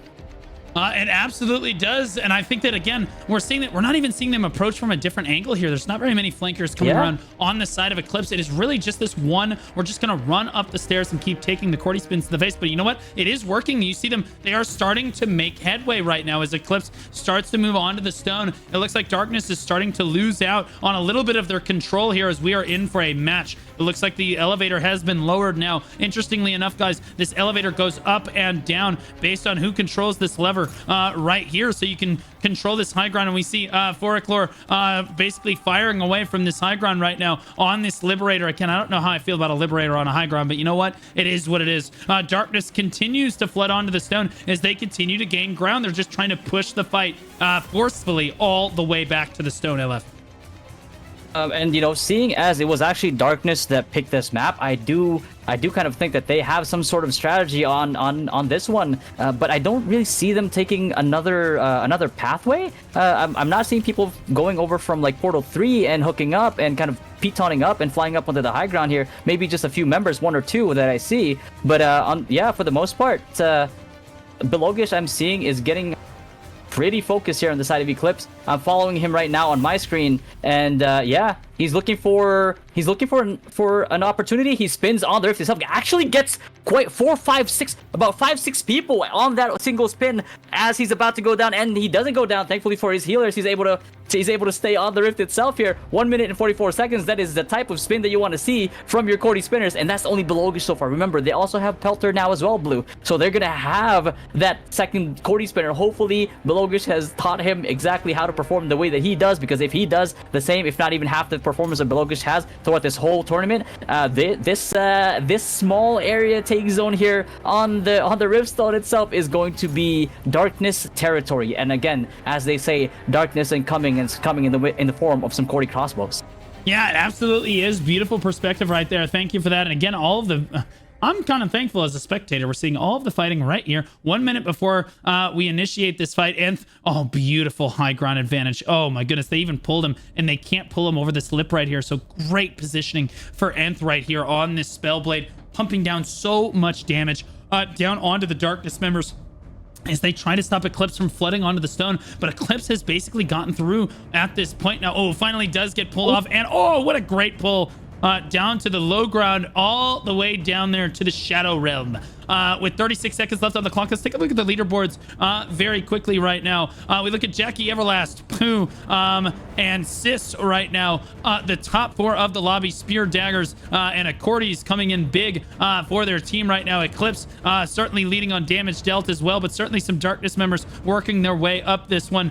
Here, Darkness and Eclipse back and forth on damage taken, so we'll take a look at amount healed. Eclipse has the top healer of the lobby on Candy Sama, but Armias right on their tail, just 100 or 200k behind them right now. Pumpkin Love and Ezzy, so Eclipse coming out on top of the healers, but not by much. And now it looks like Eclipse is dominating on the stone. They're going to be the first ones that interact with it. Elisar actually in a fight for their life right now, outnumbered right here, but honestly continually pulls them, gets honestly knocked up by a gust of wind, is what we're going to call it. Yeah. Oh, goes for it again. Doesn't quite get it. He's going to try to go for it. Will he go for it? He gets stunned. Oh no! And he gets killed in the stun. Oh my goodness. Right as he was about to go in for the take there, that spin could have been crucial, Blue, on their side trying to go for that take, but unfortunately he gets found, he gets targeted, and unfortunately for him, he gets killed in the middle of a stun. But it is now 25 on the point on the side of Darkness here. Despite the lack of a spin there from Pelter's side, they're still able to take the advantage on this stone right now, 20-11. What's it going to be for Eclipse here on the approach going to the Rift? Yeah, right now, again, Eclipse has been doing a great job of kind of funneling onto the stone, and this is certainly the closest that we have ever seen the Pacolo Riftstone on this one. You see Tyra firing from the high ground, it looks like on a spell blade, or is that the Liberator from before? Ooh, no, it is a spell blade right now. In shambles, gets onto his back though on that spear dagger. We'll see. Oh my god, the hunter has become the hunted as Tyra just turns around and says, who is hunting who here, and just knocks him straight out and goes right on his merry way, continually trying to deal damage there. Now he's got 2 people on this high ground fighting him, and he decides to bail down to the low ground as Sever Hamster and his buddy Syl knocking him to the low ground once again. But Eclipse battling back. Both of them have now initiated caps right now, and it is nail-bitingly close. We are getting some crazy close matches in NA West today. What an absolute treat. 14% to 14% as both guilds battling it out for control of Pacolo right here. Eclipse doing what they can. They are finally on top of this one with 12 people on the stone over 8, and that's just how close the margins are, LF. Oh no. Okay, so Belogish here was posturing for an approach into this Rift, but unfortunately he gets pulled down. So the strat that you're seeing here from Eclipse, very reminiscent of the strategies that LOTD was doing in the NA, I believe NA East tournament, where they're focusing more on trying to take people off the Rift and try to like get control that way, which is incredibly smart, and actually almost led to LOTD really being competitive in that Pacolo Rift that they chose before. And we're seeing that in the form of Eclipse right now. They're taking advantage of that very, very well, and they're doing it to priority targets as well. They just did it to Belogish, and right now Pelter also focused down as well. So that's two Cody crossbow that just got taken out of the equation there. And unfortunately for the side of Darkness, that's 2 of their major game changers out of the fight. And with how compact this whole Rift take zone is, Blue, unfortunately for them, they need those Cody crossbows, at the very least one of them, to spin on this huge clump here that's essentially here for free, that has been pre-clumped for them because of the nature of the Rift. And I'm guessing this is the reason why they chose this Rift,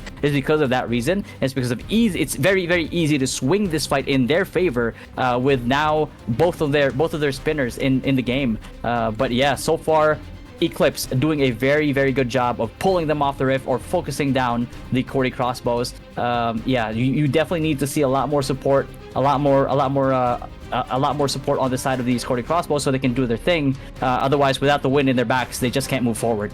Yeah, interestingly enough, we're seeing Eclipse send a tank to the high ground, and instead of trying to kill these DPS, he's just pulling and pushing people to the low ground, and that is a brilliant strategy On the side of Eclipse right there, we saw Darkness do it first. They sent a Templar up there, not quite as effective, but a Crusader can continually just push and pull people off that high ground and just absorb damage because they have to address the fact that he's there, so they're not able to do any damage to the low ground. They're constantly at risk for being pushed off or pulled to the low ground, and then dropping down to basically super low HP to taking fall damage right there. But again, now we see getting pulled right down on the side, and it's a constant battle for this high ground up here, and both guilds understand how important that is as a Cordy spin comes down right there for Pilter, it looked like, and he got absolutely Baja blasted right there and just pushed right back off. Eclipse managing to push to 65%, but still we have not seen a definitive cap either way, and such minimal numbers on the Riftstone. We're used to seeing 20 to 30 to even sometimes 40 people on a Riftstone in any of these tougher matches, these more one-sided matches.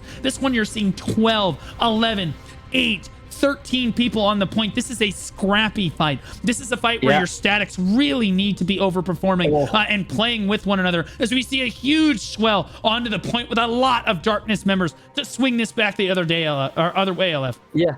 Exactly, and right now I'm following Belogish again. He was about to go for a play to give them the numbers advantage on the Rift, but again, Eclipse really consistent on pulling him off here. He gets pulled off. Now he has to run back again. He gets pulled down again just as he got 2 seconds after he got back on the Rift. He gets pulled down again, and he's just really having a tough time right now. Maybe collision resist build or melee evasion might be the play for him here, but unfortunately for him, he does not have the time to build those gear sets right now, and Eclipse just abusing the fact that they now know that Belogish just has very low collision resist, and again he gets snatched midair, gets 80% of his HP taken away from fall damage, and gets finished up, and he just, after 4 attempts of a run back onto this Rift, does not get a single spin off because Eclipse is just so damn good at taking advantage of the fact that they can work against his build.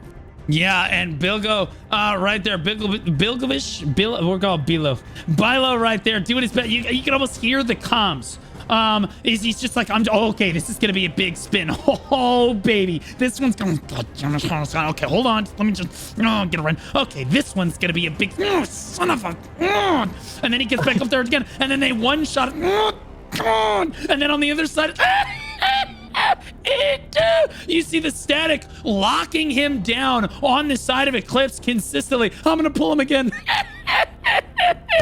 Like literally every time this guy comes up onto the stone, he's immediately focused because they know he can be a very impactful member. But now we're at 96% for Eclipse right now as they shut the door on Darkness right here. It does look like they're gonna come up with the first cap of this one, but still 13 minutes left on the clock.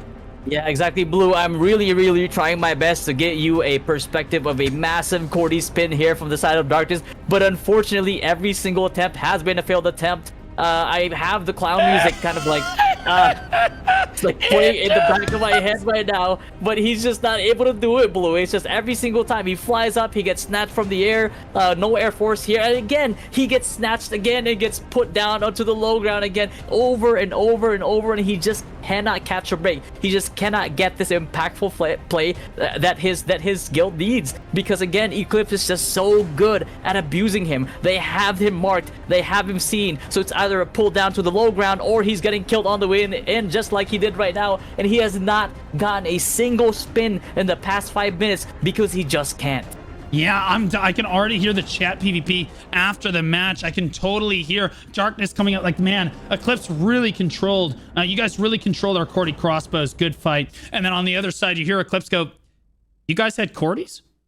Bro, that's how you do it right there. That is peak chat PvP, if I do say so myself. I hope that they do that after the fight right now, because right now Eclipse is on top of this one. Darkness doing their best to try to get onto the point, and in fairness, Darkness was in position first. They looked dominant first, but now they are really struggling. They can't even keep 3 members on the point right now as they're regrouped on the low ground on the stairs. They're gonna have to do the exact same thing that Eclipse did to them. They're just gonna have to forehead their way through to the point, but that's not necessarily what you have to do. You can send a bunch of people around the other side. We'll see if that's what they're doing here. Yeah, they are, but they're very low. Gullion going to the high ground there as well, as a lot of these members are going to end up clogged up on this low ground. They're just taking a beating from Sabasco, who's once again in a great position, but as a Liberator, I'm not sure that you necessarily want to be in a super high ground position here, but you know what? Screw it. The Focus Fireball will deal damage regardless. Who cares? It's still a great position right there. He can turn around and use his Flash Wave on the people behind him as well. So good positioning right there, and Eclipse just clamping down on this fight. Finally, we see a Darkness getting control of the Rift Stone, at least a little bit. They get the cap off with only 7 people on the point. That's going to force Eclipse back here to try to respond to this, and honestly, you've got to keep this cap going. Where are the people on the point? They only have 3 people right now, LF. Yeah, exactly. And you know, I've been trying to follow my best to follow here. Follow Belogish or Bilo or follow Pelter here to go John Wick Ballerina on this Riftstone right now. But unfortunately, every single time I just saw Pelter die again. I see Bilo trying to make a play on this Rift, but again he gets pulled, he gets killed on the way in, and they just can't. I have not seen a single Cordy spin on the side of Darkness here for the past maybe 6-7 minutes so far. Eclipse is just completely shutting down, and looking at Bilo right now, running up the stairs. We'll see if he gets to make the play. We'll see if he gets to get the spin. He does get 1 kill off in the past 7 minutes. 2, 3, there we go. 3, 3. Oh, there we go. Bilo here with the revenge kill so far. Is this going to be enough? It looks like it is currently going to be 34 on the yellow side, 8 on the red side here. Eclipse. Less than half of what Darkness is. Darkness, this might be the opportunity that they're looking for. And we have a match on our hands again. NA West is heating up. The first few rounds of this tournament were a little rough, as we saw a lot of lopsided matches, but now NA West really coming out to play today. These matches have been very close. 28 people now for Darkness. Where is Eclipse? They just got wiped off. 1 Bilo spin, and look at the difference it makes. Bilo just running, rampaging down on the stone right now. Ooh, down at 20%. Can they take him down? Catches a big shield and a heal from his healer. Another Bilo spin. 1 more time. What a great player. Holy moly. He finally is having an impact on the fight. Eclipse just not able to suppress him the entire time right there. But you can see just how important it is to keep those Cordy spinners alive, keep them doing their job. 28% now, and climbing on the side of Darkness as Bilo makes the long run around again. I think he got pulled off right there as he's going to run all the way around again. But honestly, I'm just not seeing the Eclipse members on the point anymore. You see Medic in this 1v2 on the high ground. It is a healer 1v2ing 2 DPS and winning. You guys, this is embarrassing. Somebody send help. It's a 1v4. How many do you need? Sylva's here now too. No way. He 1v4'd you. There's his static right there. Unbelievable. Holy trash can. Darkness's Medic. That guy is an absolute gamer. The first one to the fight, the last one to abandon it, and now it's Bamsey up here with him, and he is supporting him to the best of his ability. It's now a 2v5 as they try to light down this high ground. Throws out a quick flash wave down as well. This is almost more interesting. Now what's going on? 44% on the point right now as 2v5ing this high ground right here. Medic doing a great job of making sure that even though Eclipse has committed more members, they just don't have it in them right now. And finally drops down to the low ground as the rest of his guild in shambles says, now you're locked in here with me. You had it easy with Medic right now, but still 4 people it took to kill Shambles right there as Medic finally dropped to the low ground. But a very critical moment right there. I'm glad we caught that. Another big spin by Bilo to get another, what, 5-6 kills? Right now is Darkness again overcommitting Eclipse to the high ground right now. Here's Forkalore and Medic once again squaring off in a 2v2. You can't win. He's actually just Jesus. He can't die. He can walk on water. He's a Terminator. Yeah. It's a 3v2. No way, Medic. Don't die on me now. Finally is going to go down. Absolute tragedy. We lost him right there. That's okay. He'll be resurrected in 3 more days. He'll come right on back. No big deal, but a great skirmish for that high ground. But the low ground rages on. 51% in climbing with under 7 minutes on the clock, LF.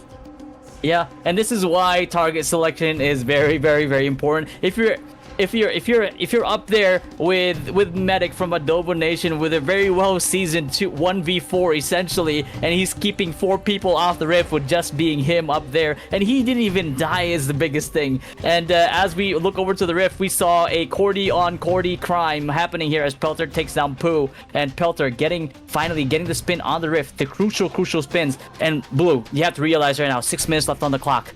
Darkness, despite being behind for damn near like over half of this entire fight, now is at 66% with 5 people more on the rift than Eclipse. What is Eclipse going to do? Are they going to be able to replicate what they did before, or has Darkness actually found a counter to what they were doing beforehand? Because right now, Bilo and Pelter, I'm seeing them get more and more spins out, having more and more impact, and it's showing because of the fact that this rift is slowly but surely going into the favor of Darkness. Even right now, Eclipse manages to take ground on the rift right now with 14 to 11. But again, I'm seeing Pelter right now climbing up the stairs. Will they be able to stop him here with a party of Eclipse waiting on the stairs, or is he going to wait for his party? Is he going to spin early? We don't know. He's posturing a little bit right now, going up the stairs. Will he go for the play, or will he be assassinated on his way in? I don't know. Again, it's just the clown music for the Cordies for the first half of this. There goes Bilo. He's going to land right there. He moves around, looks for the Cordies. Oh, no. That could be a disaster. Oh, he can't get it off. He gets CC'd at the last moment there. There's the pull. There's the spin. He does get it off, but no kills on that one as he does end up going to Gullion. Looks like he's spinning as well right there. Interestingly enough, is Gullion the other Cordy crossbow on the side of Darkness? Yeah, it should be it should be Bilo and Pelter here, but according to the list, but yeah, I'm not quite sure. I haven't quite checked that player yet. But right now, Eclipse with the dominance on the side of the rift here, 22-4. Darkness just.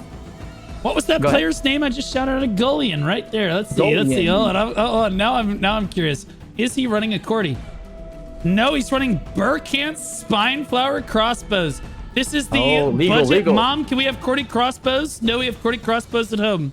Cordy crossbows at home. You know what? He's doing his best. It is what it is. Sabasco's still firing from the high ground right here. Fallen BS down there. Right there as you see people constantly getting pulled off. Bilo trying to stand as close to the middle as he can so that they don't pull him off. And this is an interesting adjustment on the side of Darkness. With only 4 minutes left on the clock, they're running out of time to take this. I thought that they were going to be able to cap this, but we're under 4 minutes. They're at 66%. Are they going to have enough time to cap this? The Cordy crossbows are trying to stand directly in the middle, guys, so that they can't get pulled off the edge on either side. They're so nervous right now and trying to make sure that no one is going to pull them off so that they don't have to run all the way back around. And on the side of Darkness, they're shooting up now 75% with 3.5 minutes remaining. I think they're going to have enough time, LF.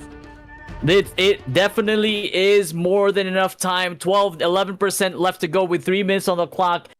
Eclipse has to realize they lose this rift right now. They lose this entire fight. It has to be. They have to cancel it. They have to do what they've been doing since the beginning of the fight and trying to pull people off and trying to prevent Pelter and Bilo from getting the impact that they have been getting. Because the moment that these guys have been getting more freedom in spinning and getting kills on the rift, the impact just automatically, instantly sways on the side of Darkness. We're seeing Darkness come 84% and climbing. Do they have enough time? Under 3 minutes to go on the clock, and they're only at 85%. Eclipse just needs to hold on a little while longer. They're battling. It is one person being the difference. I think you need to abandon this high ground at this point. Every single player needs to plant boots on the point to prevent them from taking this 2.5 minutes. They finally get back on top, but only by one player. 14-13. Now it's finally down to 7. Where are the Darkness members running back to the stone right now? They're at 84%. It is Guardians, Remedies, and Go. Pedal to the metal. Here comes the big Guardian push up the stairs, thwarted by a tornado of all things. And NA West, look at them flood onto the stone. But Jackie Everlast gets a big kill feed right there. 17 people on the side of Eclipse. And I'm not sure the Darkness actually has this. 2 minutes now, LF. Oh my god, Blue. It's very, very, very close. We just saw a flood, and we are still seeing a flood of darkness coming over from the portal here by the stairs, and they're going up. Hopefully they're going up with their parties right now, because this is a very, very, very, very crucial moment. 76% down from 85. They still have enough time to take this, but they need to be coordinated with this. They need to stop this clump of Eclipse. Eclipse is actually clumping on the top of the stairs, but this is actually a good opportunity here for Darkness. If they are able to go up on the stairs here and wipe them out with a Cordy spin or two, or even another Raider spin with Burkat crossbow, that's all they really need. But unfortunately, as we're seeing, go ahead. Yeah, if they ever needed a Cordy spin, it was right now. Where is Bilo when you need the man? Where are they? Where's LY? Where are they, bro? They need to get in here. They need one good Cordy spin, and they need it right now. They have 1 minute left to go in this match. They can still win this. They're at 70% on the clock, 50 seconds in ticking. Every second Eclipse is sweating out of their minds. Oh my God, they activated the elevator. They said, get down from the high ground, you complete losers. Get down here and help us right now. The elevator comes back down, but no one is up there anymore. Nobody cares about it anymore. 30 seconds left on the clock. Eclipse is going to take it all the way to the finish line. There is no way Darkness is going to be able to pull this one back.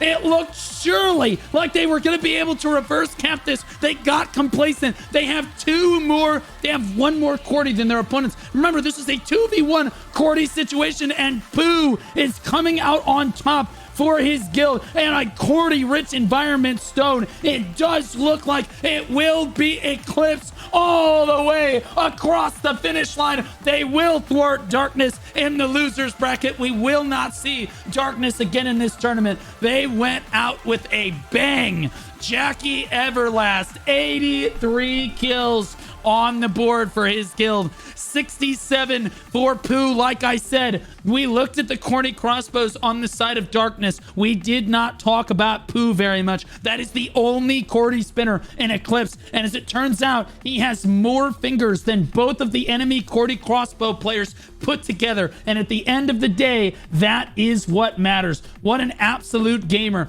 58 kills for what looks like some Asian character name right there. Milkbag at 53 down here as well on a great sword dagger. What an absolute legend. Assists over here, very dominant for Eclipse. Jackson at the top of the Eclipse leaderboard. Damage dealt for Pooh. Top damage of the lobby. Sis, Jackie Everlast, Whiskey there. The top damage dealt for Darkness on that side. It does look like that, again, Eclipse down. Looks like Eclipse has, I think, Sinister in their alliance, so we'll scroll down. Looks like Echidna down here as well. Where is Darkness? The first Darkness actual member coming in at Riperion right there on that what is it? Again, the Burkant crossbows. Crazily enough, damage taken for Darkness. Riperion, FTOP God right there. In at number 2, Adafin in at number 3. These are all healers. Ermius right now. Tyvian, the other top crusader of the lobby right there. The amount healed 15.7 for Kandi-sama in a very tight match with tough positioning right there. So big shout out to Kandi-sama and the great job they did for Eclipse there. Top healer on the side of Darkness was Ermias. And again, Anamiya, Pumpkin Loaf, Ezzy, and Mitsuganko rounding out the top 6. What a match we just had. Yeah, and again, this first of all, this was again the Darkness stack, very, very, very much like an upset guild. Unfortunately, it didn't manage to make it count this time around, but they were very, very close. They were at 85%. That was incredibly close. I was sweating. I was close. Yeah, Holy I would have been moly. scared if I was Eclipse at that point in time. Yeah, that was super, super close. What a treat of a match right there. Good fights to both teams. That was absolutely legendary. And again, we saw 2 Cordy crossbows up against 1 Cordy crossbow, and they just managed to continually come out on top consistently in that match, like over and over and over again. We saw them basically coming out on top. Let's take a look over at the instant replay here. As we see, oh yeah, this is the one of the Cordy spins for Bilo right here. We see him lock on right here. As you see him right in the middle, I'm locked onto him. You can see him. He dashes into the middle right there and spins. Look at the kill feed right there. And again, this is where Darkness, look at them immediately take over the stone right there. Such an impactful wipe. And again, Eclipse did such a tremendously good job of shutting those Cordy crossbow down almost the entire match. They basically had them on lock. They were pulling them off, knocking them off the edge, killing them, constantly targeting them. And so Eclipse, again, down one Cordy crossbow, still coming up with the win there. So impressive, LF.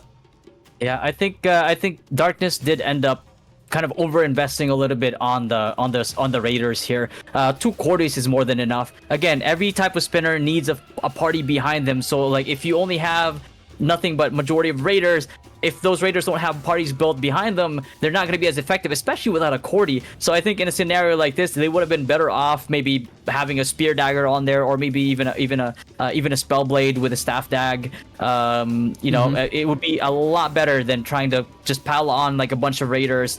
Maybe potentially trying to confuse the enemy and who their actual Cordy spinners are, which obviously we saw there didn't quite work. Bilo was still a target there. Pelter was, for the majority of the fight, was getting denied even entrance. He wasn't even getting pulled for the most part. He was just getting straight up killed in the middle of a CC. So, definitely Eclipse had an idea of who these spinners are after the first spin. Yep, absolutely. And chat says, is blue on the spectrum? Yes, I am. And that's why your mom loves me so much. Good fights to both teams. Let's take a look at the next match of the day. It's going to be Aquaria versus Dynasty over here, as Aquaria from the Invoker server, rank 3 in their alliance with Lemonade, Pride, and Oolong right there. Rank 2 on their server overall. They won all the servers pre-server merge, so I'm not sure they've won any after that. But their prediction for the tournament was 5th to 8th, and we're in the losers bracket here, so they need to win this. They said that we are all illiterate crabs at the end of the day, and which is fitting considering their name is Aquaria.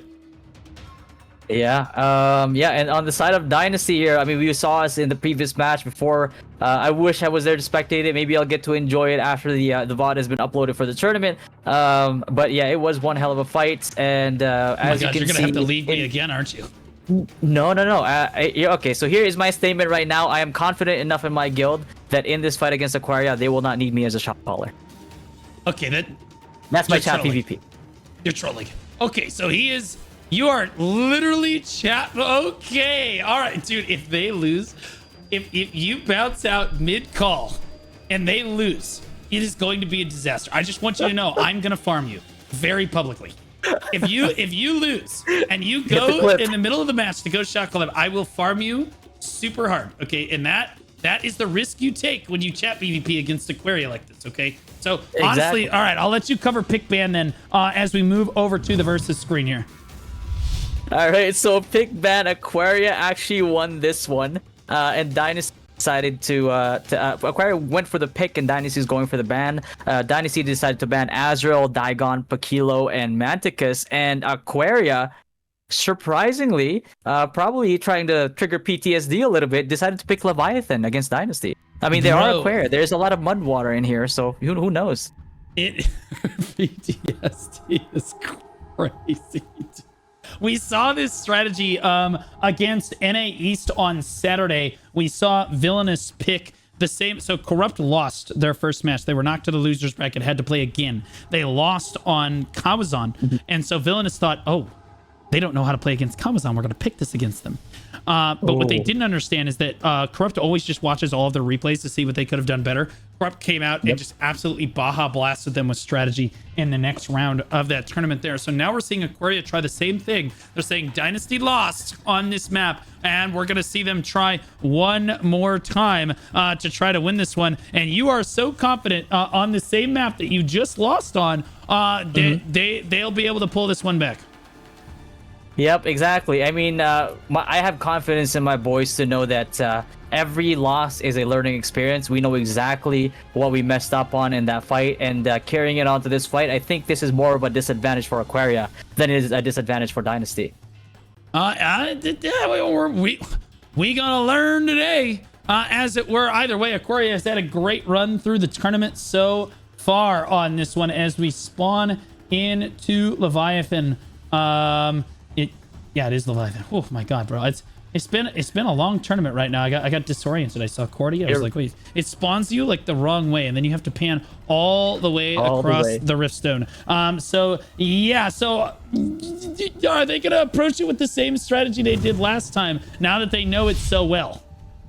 Yep, just a little bit more great, with a little bit more grace, a little bit more discipline, definitely playing for the Rift here. And yeah, again, fully engaging from the cliff side here, trying to take as much space as they can. And again, trying and vying for control of the back of the ship here, because you just can't allow people to rain down on you from here with a lot of safety, because again, there's a lot of railings on the side, so pulling them off and tossing them over is not really a bit of an option, especially if they're kind of veering over towards the middle the middle like stairs of the rift here. But yeah, again, paying attention to the mistakes that were made in the previous fight, and now they're actually on the backside. They're taking control and then starting to push over to the front and kind of dominating the rift from the get-go. Yeah.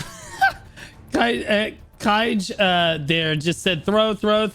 We gotta throw don't throw it. I think that they're all spamming throw because they just want to see me roast the crud out of you. He said we throw so Blue can farm Fatty. That, I mean, they love me, I swear. True. I would absolutely. I would be shameless, as I said before. But it does look like they look like the dominant one in this one. Aquaria really struggling to get onto the stone. I'd love to see them regroup on the other side now that Dynasty has basically pushed them off the ship and they're pushing back toward the spawn over here on the right side of your screen there. You can see I'd love to see them try to spawn and try to group up maybe up on this high ground on these rocks over here. Try to catch Dynasty out of position a little bit.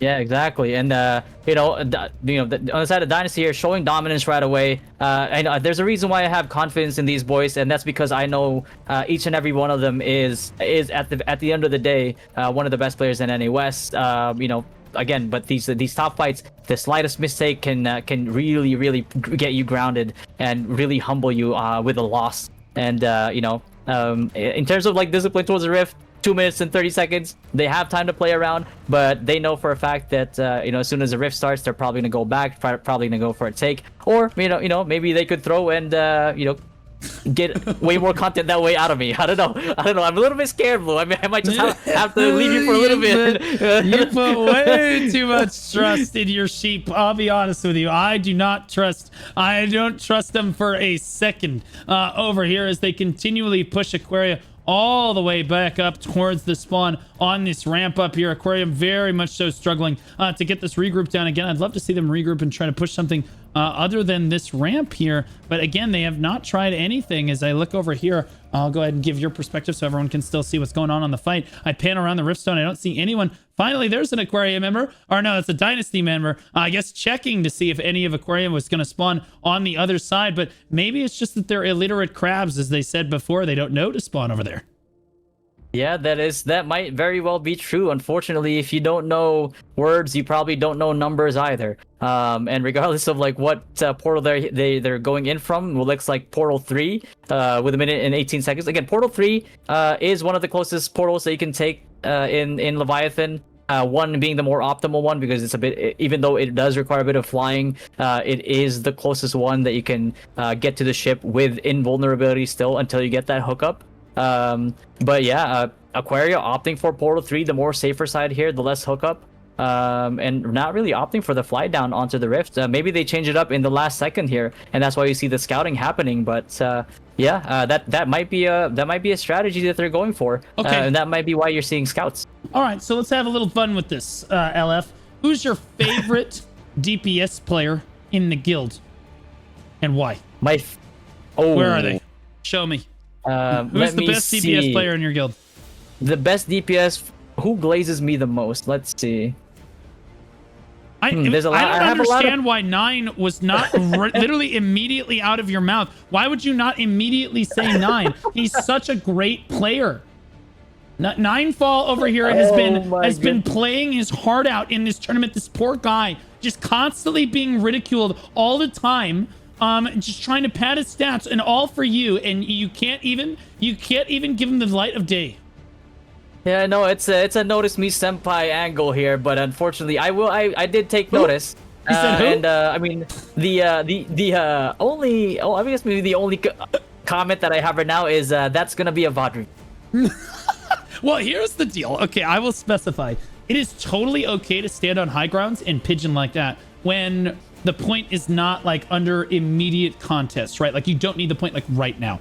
But in an emergency situation where every single pair of boots needs to be on the point, yes, I do think that everybody needs to commit and do their parts. And certainly, it is the hardest for the DPS. They can't heal themselves like the healer can. They're not tanky like the tanks are. It is very nerve-wracking for a DPS to step forward like that because you know you're putting yourself in an extremely vulnerable position, but you are doing so in favor of the guild, and that's usually what people want to see right there. So now back to my earlier question: if it's not 9, who do you think that it is? Who is really your favorite DPS?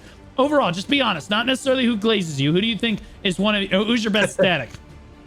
In terms of like continuous like just repeat effectiveness, I'd have to go with Triple Chinese. They've been really constant on in terms of performance, even back in T1 all the way up until T2. And again, one of the probably after Triple Chinese, I'd probably go for the side of like Waffle here, who's currently rank 1. These guys came in wanting to be competitive, and after seeing the VODs that they've provided, I had to nitpick mistakes basically on their end to try to see any faults, but I barely found any. So I kind of, at the end of it, when I was talking to them, I kind of like was apologetic, like I'm sorry, like I can't really find a lot of faults in your VODs. So in terms of after Triple Chinese, I probably would go for the Waffle stack as well. Yeah, the Waffle stack certainly coming up big there. We see Mana over here. Okay, so oh my goodness, on a wand dagger. Interestingly enough, we're seeing Mana here on a wand dagger. Okay, how do you feel about wand dagger in the current metagame? And because I actually like it very much. I think it's actually underplayed, but it's only very good if you play it really well. You kind of have to be a gamer.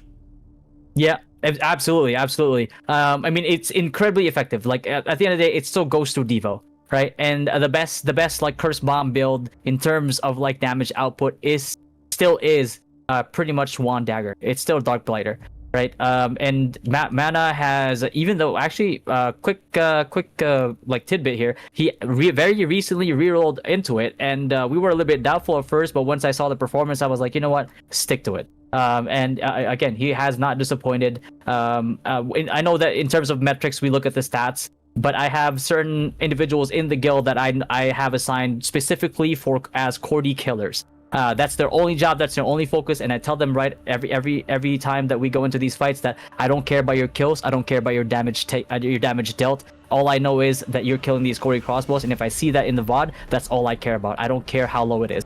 And if you're doing your job, you're contributing to the win, and at the end of the day, Blue, it is an objective game, and whoever has the most impact on the Rift itself gets to take the game. Yeah, absolutely. I'm curious. All right, so agree with your assessment overall right there. Now I'm curious who your favorite healer in the guild is, and why is it Fat Girl?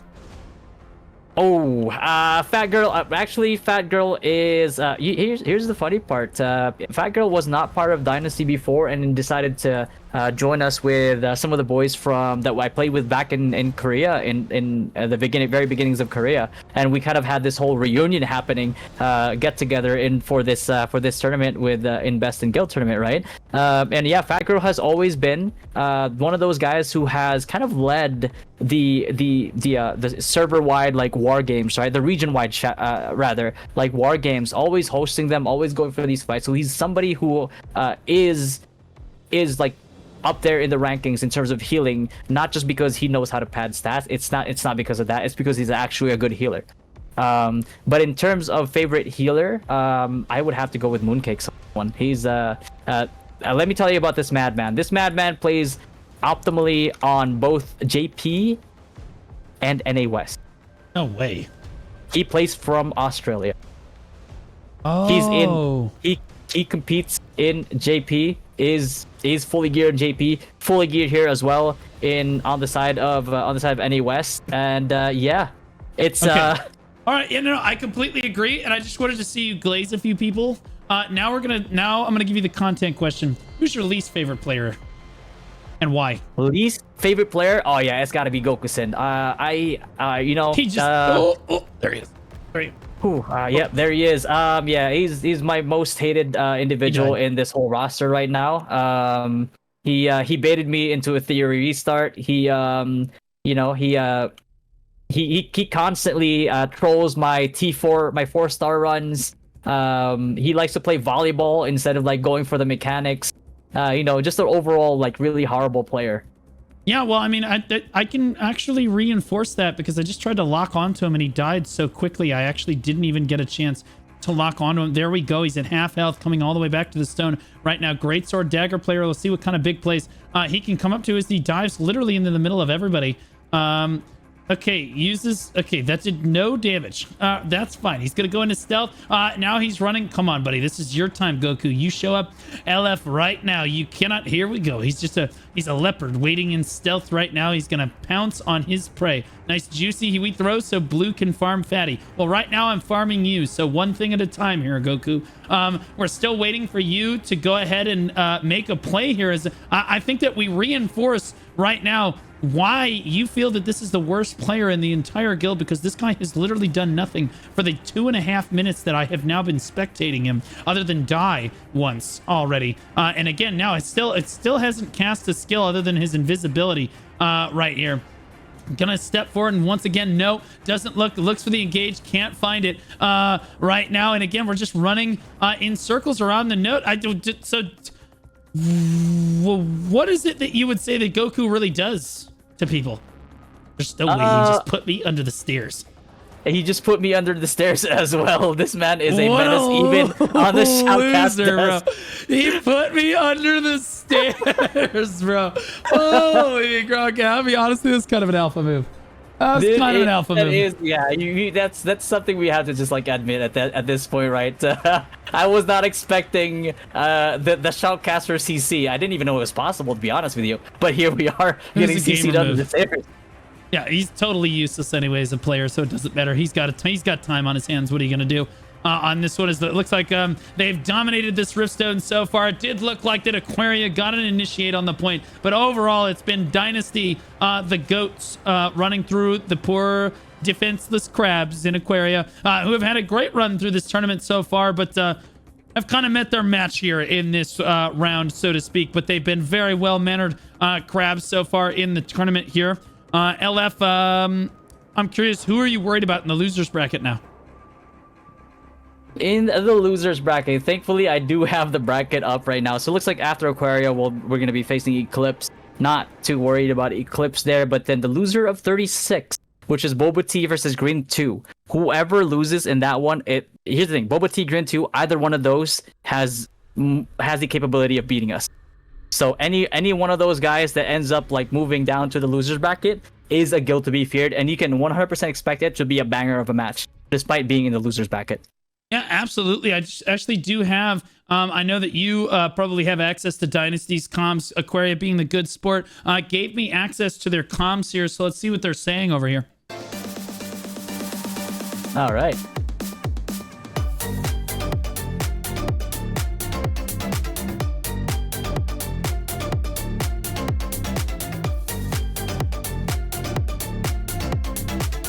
All right, we'll go ahead and bounce out of there. But honestly, I think they're taking this loss in good spirits right now, LF, because honestly, I heard them saying the same exact things in the previous match as well. And again, pretty much every one of their matches, I almost never hear a single word even spoken. Yeah, I think they're probably very, very focused on their micros for the most part. But that Aquaria and that soundbite right there is pretty much, it goes hand in hand together. And again, illiterate crabs doing the crab dance, can't really get any better than that. It absolutely does. It absolutely does not. We got some bangers over here. Kimchi Bonk on this tank frontline here. LF, what class do you play again? Remind me. Templar. Okay, SNS wand. Okay, so you, all right, that honestly makes sense. If you're a shot caller, that's usually what you want to play, is something really easy like that. Who's your favorite tank in your guild? Well, I actually forgot about the tanks. Most people do anyway.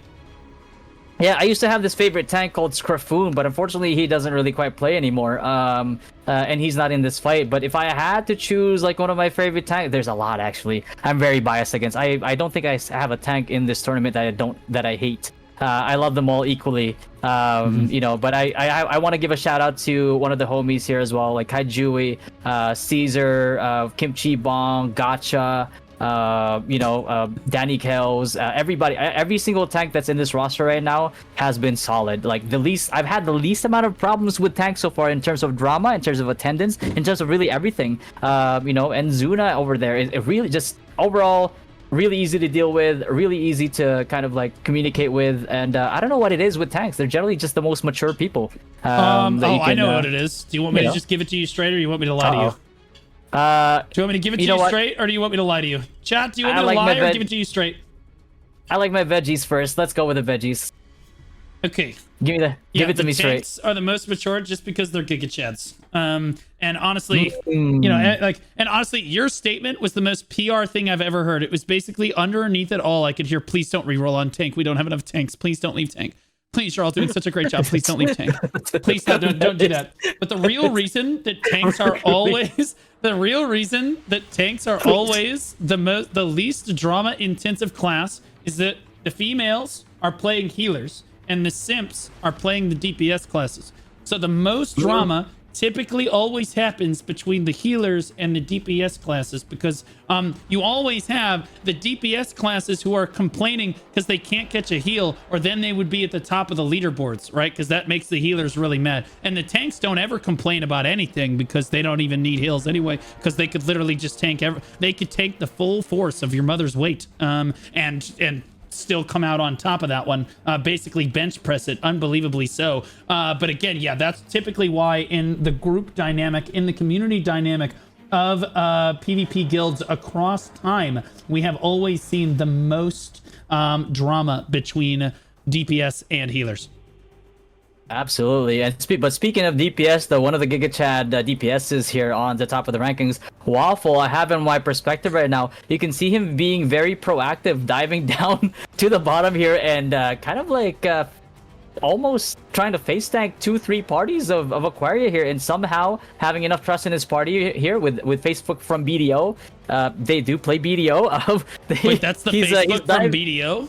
Yeah, oh, that guy Facebook hates from me. BDO. That guy hates me. Oh, good lord. Oh, yeah, that guy hates me.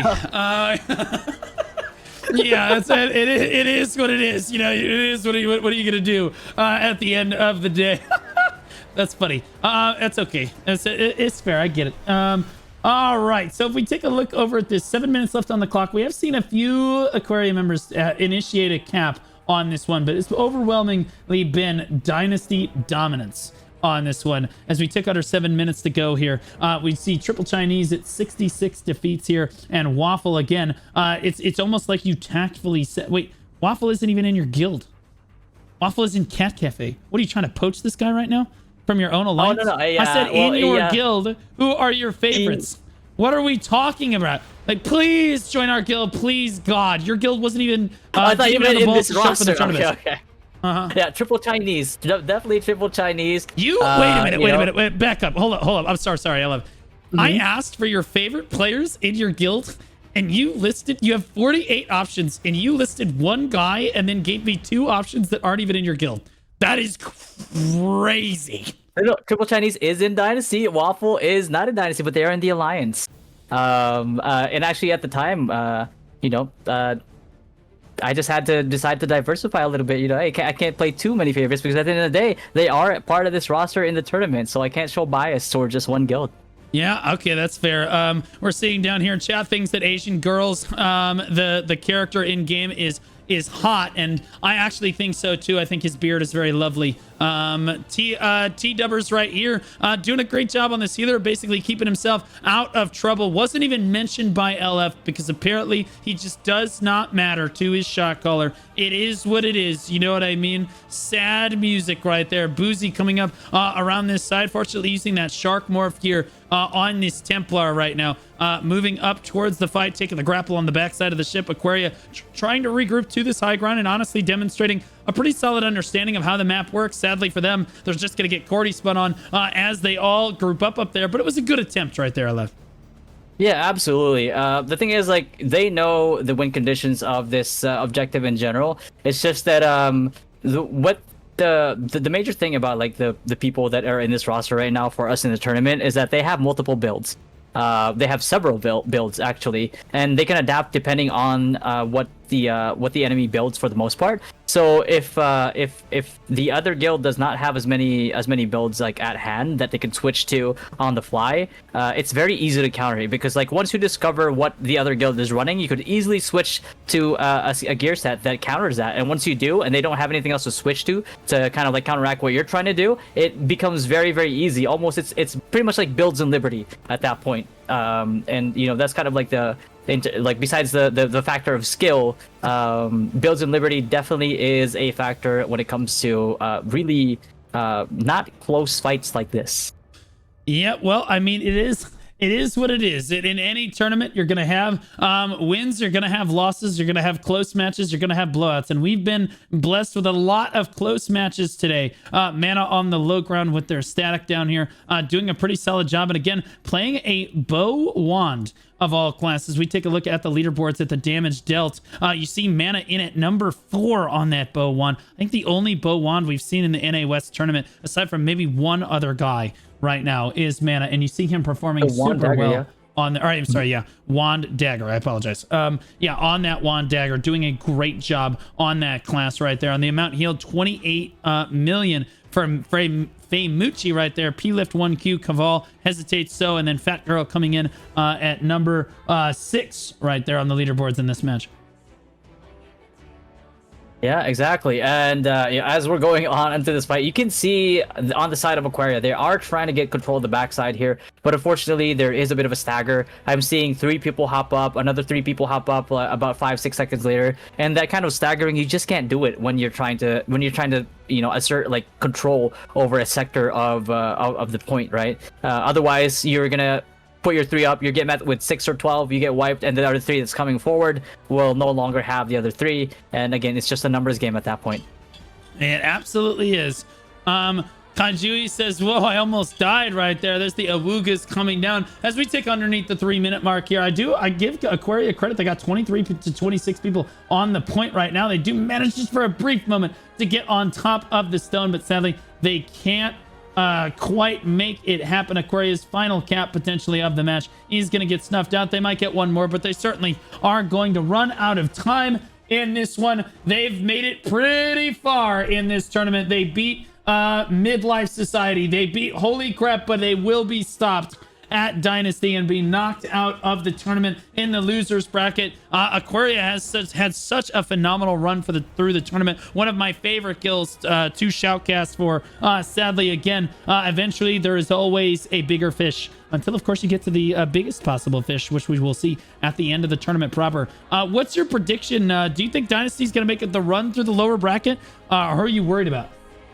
Absolutely. I think we kind of talked about it a little bit, and we kind of had this deliberation almost at the beginning where it's like, do you think it's just good just to go down into the losers bracket and run the gauntlet, have more pressure, have more games, and just in general have a better read on the other guilds in their close fights? And that was definitely something that we discussed beforehand, you know, and again, that's not to say that we didn't try our best against the fight with Kaonashi, because we definitely did. We definitely wanted to win. We were trying to win, but that's kind of like the bright side that I see on being part of the losers bracket, and which is why like we really appreciate the change in you know, the way that the tournament ran, going from single elimination to basically the brackets that we have now. Well, it's always good to appreciate that completely pansy approach to looking at a tournament where you intentionally lose your first match to play in the loser bracket because you don't want to play against any teams that actually have a certain amount of skill. Always good to get that out on the board so that you can eliminate that early. The spirit of PvP is to make sure that you compete as competitively as possible basically all the time. You don't get any better by fighting guilds that are constantly weaker than you. You can only get better by fighting guilds that are close or better than you all the time, and then reviewing those mistakes. So I'm glad that you guys came to that conclusion ultimately. And I'll be honest with you, I have not seen any guilds intentionally move to the losers bracket of the tournament. So again, we have some good sports on NA West, because you don't want to see that. Honestly, If I saw anybody intentionally throw their match in the tournament to try to go fight in the losers bracket, I would probably just DQ them for bad sportsmanship overall. So again, good sports on the side of NA West. Aquaria is going to get knocked out. Triple Chinese, 90 kills. At the very top of this one, Waffle, who I've been calling Wolf for a long time because I thought he just misspelled it, but who knows? At this point, 82 kills, 67 is Pooh right there, and then Facebook from BDO. How about that? He even has from BDO in there. That's okay. Love you, buddy. Really nine fall on the redemption arc, guys. In at number 5 this time. So good match right there for Dynasty. It does look like we scroll down, we see Boozy, the top of Aquaria right there with Yin, Kai Wen, and Matsu coming in at number 2 and number 3 right there. We look over at the assists. Of course, this is going to be very Dynasty heavy with some Cat Cafe in there. Damage dealt 6.3 million almost for Triple Chinese. 9 fall in at number 2. The Redemption Arc 9 fall, my man.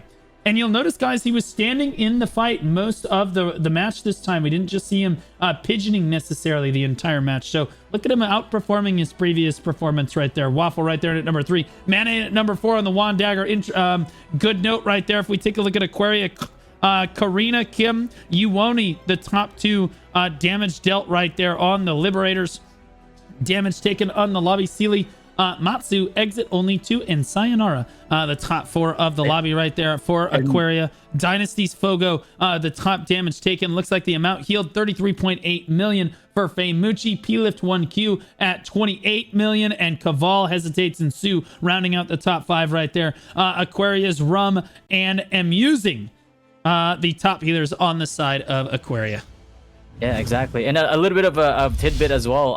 I was watching one of your VOD reviews before on Japan, and I mentioned Mooncakes plays both NA West and JP. He actually was one of the guys that you VOD reviewed. His name was Big Boner, Bowner, Big Boner on JP in one of the one of the VOD reviews that you had on stream. That's great. That sounds like a typical, that sounds like one of my typical viewers that would submit a VOD to me. In general, the Asia server, or the Japanese server as we call it in Throne of Liberty, certainly an extremely competitive server. And if I remember correctly, that VOD right there is one of my favorite VODs I've ever reviewed, because they were all talking in 4 different languages and seamlessly relaying information to one another. If I remember correctly, they did end up still losing the siege, but some absolutely crazy coordination, not letting the language barriers get the better of them, and still seeing some exceptional play come out from that server. It makes me want to run a tournament on the Japanese or the Asian server the next time we do Best in Guild Talandre, or a Best in Guild tournament for Throne and Liberty, assuming that it does happen again. Good fights to both teams right there. That was a bit of a one-sided match, but I think Aquaria's had a great run through the tournament. Gonna get stopped here and knocked down, so sadly we will not see our wonderful crabs move on in the tournament anymore. Let's take a look ahead at our next match of the day, which is interestingly enough gonna be Whalez, and we're seeing Milk again right now. These are both in the same alliance, I believe. Whalez ranked 2 in their alliance with Eclipse, Pineapple, and Divine Army. Maybe they changed alliances because both are different, but sadly their leadership cores have not updated that for us, so I can only go based off what the leadership cores have told me. It is what it is. Rank 1 on their server, 6 siege wins. Whales are the largest mammals on the planet. Well, some of them are the largest animals to ever exist on planet Earth, so there's that. Absolutely. And then yeah, on the side of Milk here, Milk, this might be one hell of a banger too, Blue. Whalez and Milk, I believe they're pretty similar in strength at the moment. Might be slightly towards the edge of Whalez here, but again, this could go either way. I can't, if you ask me like which one I think is gonna win, I'm gonna have to toss a coin on this one for Milk here. And again, Alliance strength on server is first, as Whalez said, and Fruit Smoothie Alliance, 2-0 Boba Alliance, Invoker Siege. No really chat PvP for Whale side, but yeah, this match is going to be interesting. It certainly is going to be interesting. Let's take a look at pick ban, which has already happened here. So I'll let you kind of cover pick ban as well. All right. Yep. And looks like Milk won the coin toss, and Whalez is banning here because Milk chose to pick. Whalez decided to ban Manticus, Grand Alon, Kawazan, and Chernabog. And Milk chose Malakar. Oh, Very boy. defender heavy Riftstone. Oh boy.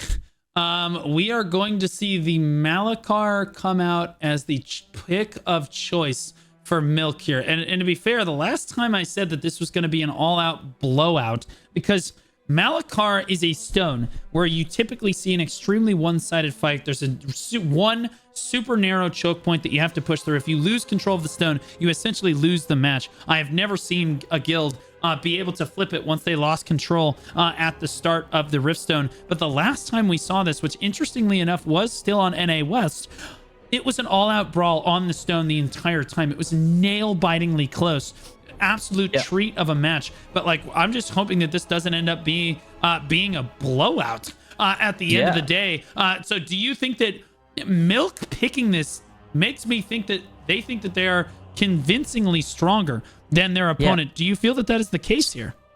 Yeah, I feel like they've done the research on this map as well. So yeah, I do agree. And so, because the thing about the Malakar Riftstone is that there's one portal that's right in front of the hookup to the stone. So whoever gets to spawn on that portal right away and hook up right away and get control of that, essentially has the defensive position automatically. So with Milk choosing Malakar right now, I would kind of like take a guess and figure that they know that's what the portal that they need to take. Whalez on the other hand, as the team that's banning and did not pick Malakar, I'm not quite sure if they prepped beforehand or maybe they did some dry runs on these war games and identified what portal they need to enter. But we're about to find out as we're getting into this match, Blue. Yep, it is Malakar. We're going to find out really quick just how close these two guilds actually are on this one. I'm going to flip it directly over to the live scene where we should see them all spawning in immediately. It's Milk in the red. Where are Whalez at?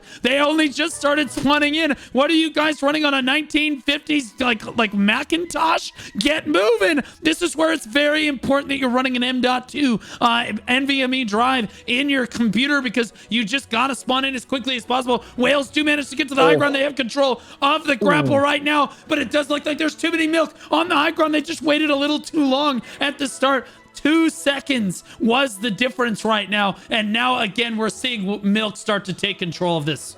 Yeah, it's a game of inches, Blue. And again, as we said, the first guild that spawns and gets up on this high ground will have the defensive position. And the thing about this hookup is you lose your invulnerability. As close as this is to the portal, you lose your invulnerability the moment that you hook up on this piton. And the moment that you're up there, you already have Milk waiting. And it's just going to be a slaughter fest if you try to insist on going to the side. Whalez now needs to be on the hop up here on the other side, try to hook up here and go for another approach, because on the right side here. They need to go right now, because again, Whalez is, Milk rather is out of position right now. They can overwhelm the ramp. They're pulling people down, and that is the strategy, is to take the grapple up as a tank, have them pull down the people trying to wait for them on the high ground, just like that, getting some monster pulls to force them to take the grapple back up like this. It is possible to flip this back the other way on behalf of Whalez, but again, you'll notice this is a game of seconds. If Whalez had control of this grapple, they would be winning this fight right now, and don't let the kill feed deceive you. They're only killing the respawners on the side of Milk who weren't able to take the grapple up. Although Whalez approaching from this side, Milk scrambling to get into position right now. Whalez is actually managing to bring the fight to the dais right here. A big fumble on the side of Milk. Can they get that spin down? A big Cordy spin happens right there, and Hapa, who is a big impact on their last fight where they came up short, is getting kills here now as well. Yeah, Izari there as well. As I was following him, went for that spin. Unfortunately, no kills converted, and then he gets killed on the way out.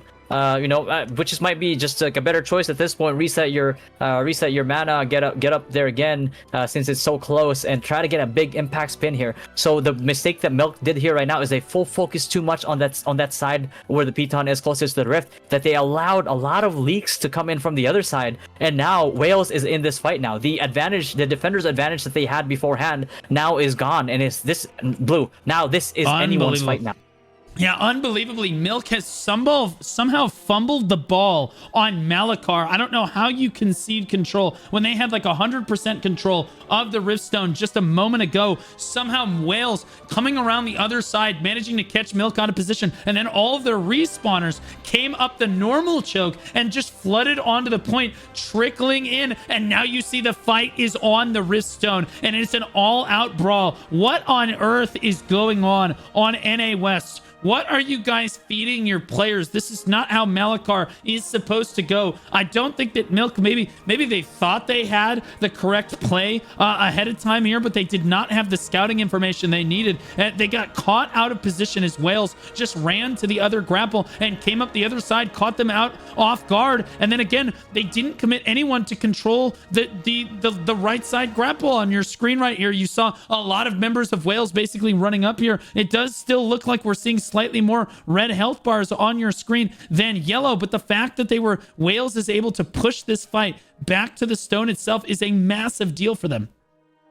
Zeri going in for the spin, buffing up. As soon as you see him dash in, go for the spin, get the kills. 1 and 2 and 3. 3 kills there. 3 people off of this rift right now as we have 50 seconds left before this officially starts and the rift opens up. But again, Blue, it's like if you chose this map, I would assume that you had some semblance of an idea of your win conditions, right? Your win conditions is number 1, take the defensive position. They got that. Number 2, make sure that there are no leaks. The only way that you lose control of this rift is if you let leaks happen, and leaks did happen. And unfortunately, now they have to be on the defensive here. As as again, Izari with a spin with a 6, 7, 8 kill. Oh, holy moly, sorry, with a big spin right there. And again, I was just about to point out the fact that there are way too many Whalez trying to control the grapple right now. They need to bring them up onto the point. Just a couple seconds before the rift opens up right now, we see the kill feed heavily in favor of Milk. You expect that as they dominated early on, but look at the damage done is way back and forth. Milk's healers are certainly putting out a lot more juice than their opponent right now. Theol's going to go for the cap right now, just like he did in the previous match. He's going to get it now. Whalez is going to try to get their cap down as well, as now Izari gets another spin down. Galachad, holy Sir Galachad, what an absolute alpha name right there. I wish I was that creative. That guy's a unit. That guy needs a bonus right now. 30 people on the point for Milk right now, but 24 managing to make it onto the point for Whalez as they scramble to get in position. They just had too many people, I think, trying to control the grapple down below, and now they're struggling to keep position on the point. But you're right, LF, that Cordy is just doing so much work. Yeah, absolutely. And there he goes again for another spin.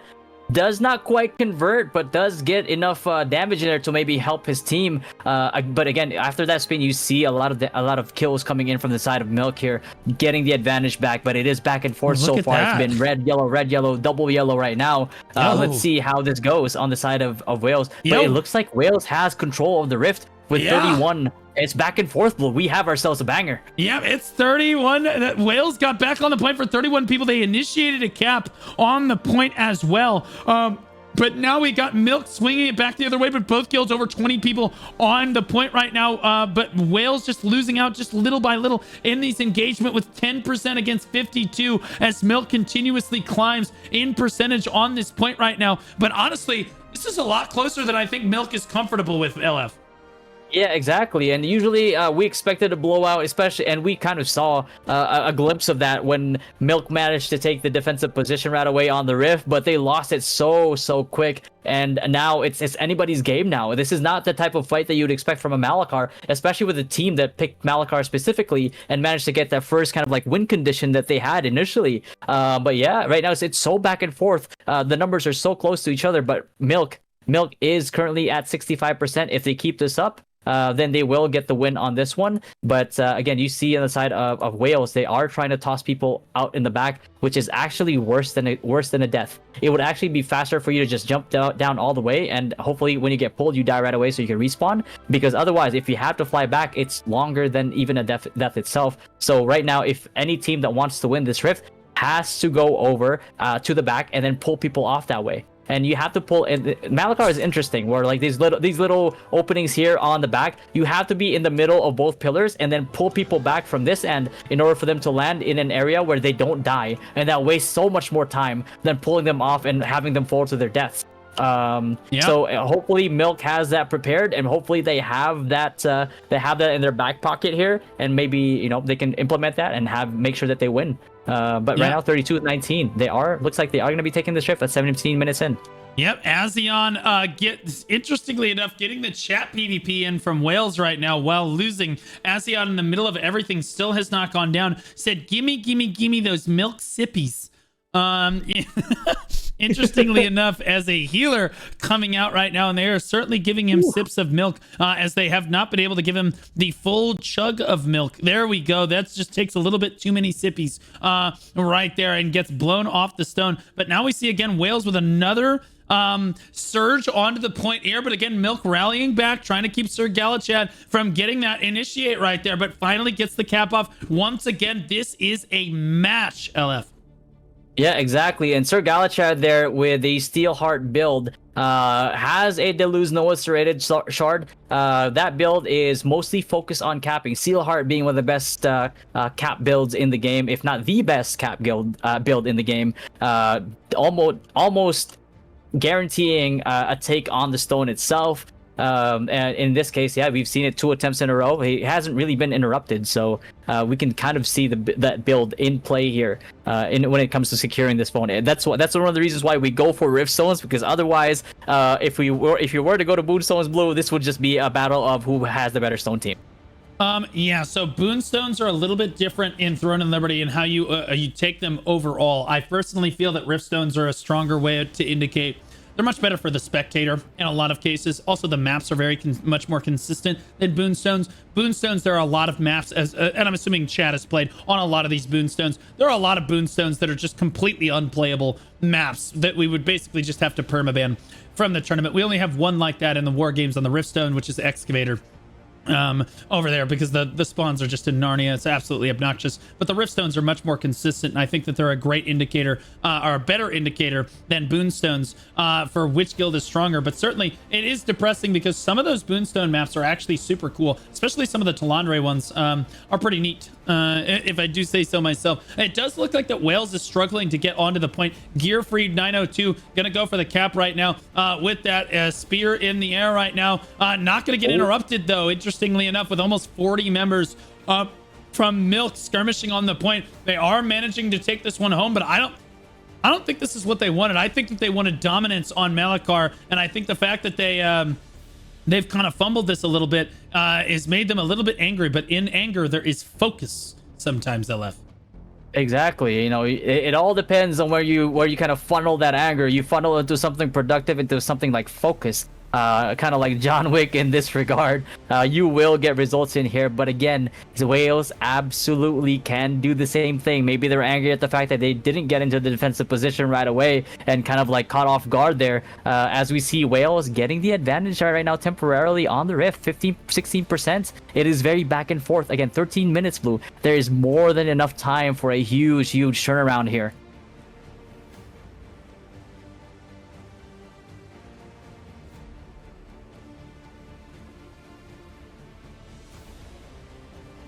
My bad, I was muted.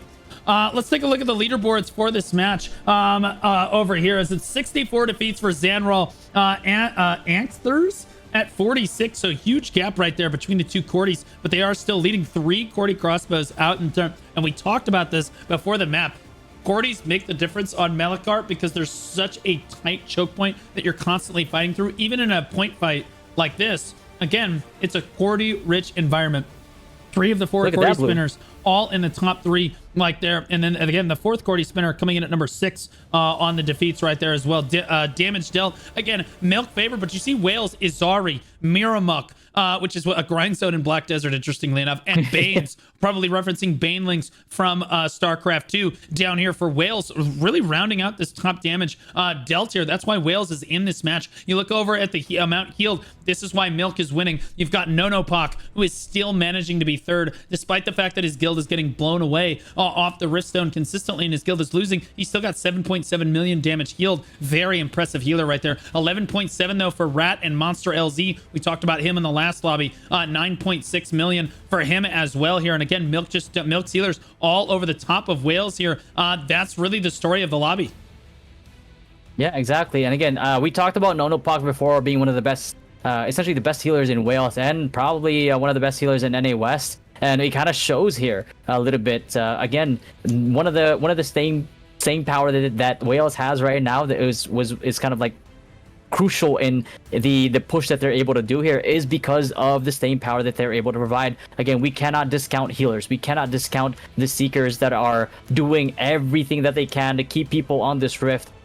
Calling back their their errant DPSs that run off like to LOS them on the stone or any of these pillars. And yeah, and playing for the objective for the most part. And Wales, they have had like really like spark, like kind of like that spark of like resistance there that that they're able to show despite having a really rough start. And you can still see that even with 0.1% left on the percentage stake here. But yeah, they're 100%. They're trying their best. Unfortunately, Zanral spins on a stack of Whales, takes them out, and then gets the absolute lead on the stone. They cancel the take on yellow side, on Wales side, and Wales are gonna have to go for this again. Thankfully for Wales, though, there is still 11 minutes left on the clock.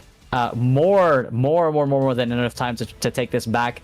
They just need somebody to take this again and kind of like go for what works so far. They have the steel hearts that are able to pull. You have, like, for example, right there, like with Sir Galachad, you have him with the Bulwark, with the Deleuze Noahs. That's so many collisions that you could use to push people off of the rift themselves and get yourselves a numbers advantage. And they just need to take advantage of that for the most part. And that's the win condition that they have right now, since they have numbers on the rift.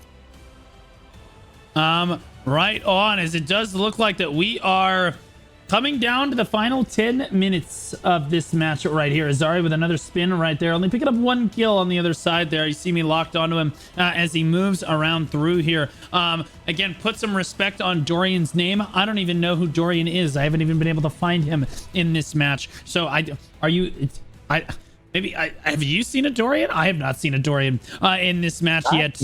On this one. Maybe he's talking about someone else over here. Sir Galachad doing his best to try to get another initiate on the cap for Wales right now. Gearfried right there next to him, trying to help initiate. Surely they get this down. No, get pushed off one more time and not able to make it happen. Wales really struggling. Navi in the background right there, certainly one of the best. Navi, the team in Dota, known for making one of the best plays in Dota history. If you've never seen it, you can look it up. Super cool. So I'm sure representing that organization right there. Interestingly enough, they do manage to get the initiate down with 26 people on the stone right now. 14% though, and falling because they have 27 people, but it's 33. It's always Milk on top of this. Yeah, absolutely. Milk has been maintaining dominance here despite losing the defensive position initially, and so far it's just been a bit of a brawl here. I think on the side of Wales, they need to kind of like regroup in terms of like parties. Because they're getting sniped on the way in. If you look at like the portal here at the bottom, you can see about a contingency of a flex team of Wales that all they're doing right now is just trying to catch people on the way up as soon as they lose their invulnerability when they hook up on the piton. So it's a bit rough for Wales. They definitely need to go for like full party regroups here, and they definitely need to take advantage of the fact that the backside of this rift is a very dangerous spot, and they do have the people with collision for it. They do have the people with the Deleuze Noah spears that they can push people off here, just like Sir Galachad there did. But unfortunately, he went down with the. I'm locked on him right now. Unfortunately, he fell all the way down himself as he was trying to push. And he's gonna have to run all the way back. And again, that's one member off of the rift on the side of Wales. 27 left on yellow, and unfortunately, red takes it back. 8 minutes left on the clock. They still have more than enough of a time, enough opportunities here to take it. They just need to get these full regroups in because they do have that staying power that's already been proven. They just need to maintain it. They just need to maintain it long enough at this point in time, because right now 37 on the side of Wales. I don't know how this happened exactly, besides the Cordy sponge that we saw, but 35 to 30 Wales right now, 25%, 7 minutes left, more than enough time to take this. Wales has a shot of turning this all the way around. This might be their plan all along, but again, Milk fighting back, 36, 38. This is anybody's game right now, Blue. It absolutely is. It's Cordy v. Cordy right now, as the other players are just trying to basically stay alive and float around. You don't want to be standing. It's a constant battle. You do not want to be standing too close. It's basically like COVID. You don't want to be social distancing. You don't want to stand too close to everyone, because then you become the Cordy targets for the next spin. And everyone's dancing around trying to stay spread out to the best of their ability on the stone. And we saw Whalez there pick up a really solid kill feed, which put them on top for a solid duration of time. Sadly, now they've ticked down under 20% here, down under 18, as we see Milk start to battle this one back the other way here. Pudge in the middle of everything on Union break for Whalez. I'm not sure that he knows what's going on per se. He is bugged right now. That does bug sometimes, as he has a white health bar, but you still can participate in the match. Poor Pudge might be lost right now. Yeah, Azari there getting another multi-kill with his spin. He's been very, very consistent when it comes to getting these plays off for his team so that they can get the numbers advantage. And I'm now trying to find where Hoblink is, the other spinner for the side of Whalez, essentially. And I'm trying to see if he can just make the same, just about the same impact here as Azari here, and I can guarantee you this swings incredibly in their favor, because right now Zanral, the spinner from the side of Milk, having basically a ball at this point, just doing like all that he can in the middle of this rift, just being unstoppable for the most part. Like, we saw the impact that he was able to put out even against the fight with Boba, even against in a losing match. So right now in a winning matchup that they have here with Whalez, he just gets kind of catapulted forward when it comes to kills now. He's even more unlocked now than he was in that Boba fight. Oh, yep, absolutely. They're trying to do what he can here. They're trying to initiate another cap onto the point right now at 19 against 32, though. Man, time is running out. 5 minutes left on the clock. I think that Milk is going to move on in this tournament here, because they just consistently have the upper hand in this match right here. But what an interesting play to bring it to Malachar and then still have it both NA West matches that have happened on Malachar. And keep in mind, it is the only region that has chosen Malachar at all in the tournament so far. Both NA West games on Malachar have been very close matches, where the fight, instead of happening on the ramp and happening on the grapple points where you normally expect the Malachar Riftstone to be, instead happened on the Riftstone proper. Again, it's just a different metagame in NA West. Just different, LF. Yeah, apparently we just love our brawls.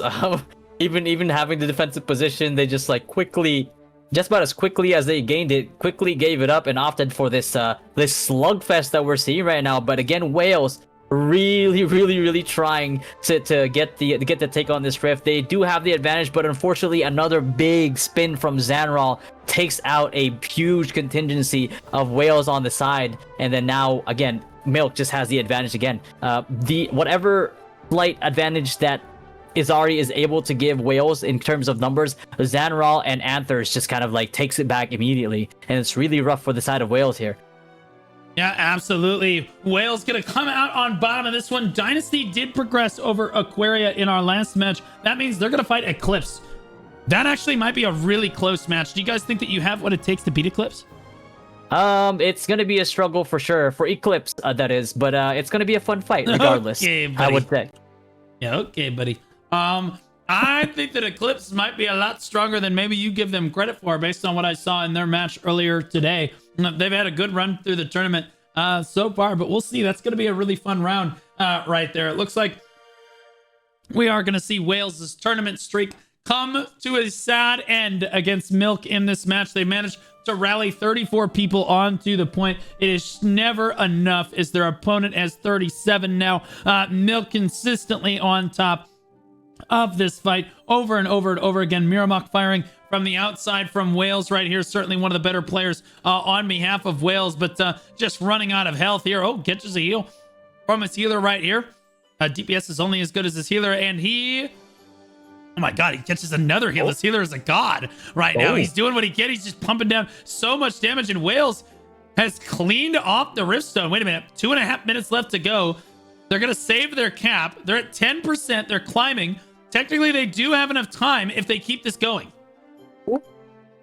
No way. If they get some big No. wipes here and get like some sort of stoppage on the choke points leading up to the rift, they do have a very, very, very solid shot at this. Still, technically, it's around, give or take, like around 2 minutes and 16 seconds when you have that take started, that you still have a semblance of a chance when taking a rift. But not like this, not when it's back and forth, not when Xanarl and Anthers has something to say about it and then takes out a huge group of you on the rift and then takes the percentage down back to 20%, back to sub 20% again. And yeah, it's just rough all around for Whalez. Their guys are finding these opportunities to get them numbers on the rift, but again, there's just always been consistently a response from the side of Milk that just cancels out any effort that Izari or Hoblink or any of the other DPS that are trying to capitalize on a clump here on the side of Whalez. But yeah, it's unfortunate to see, but it just shows you that it's all about the inches, right? It's all about like these like really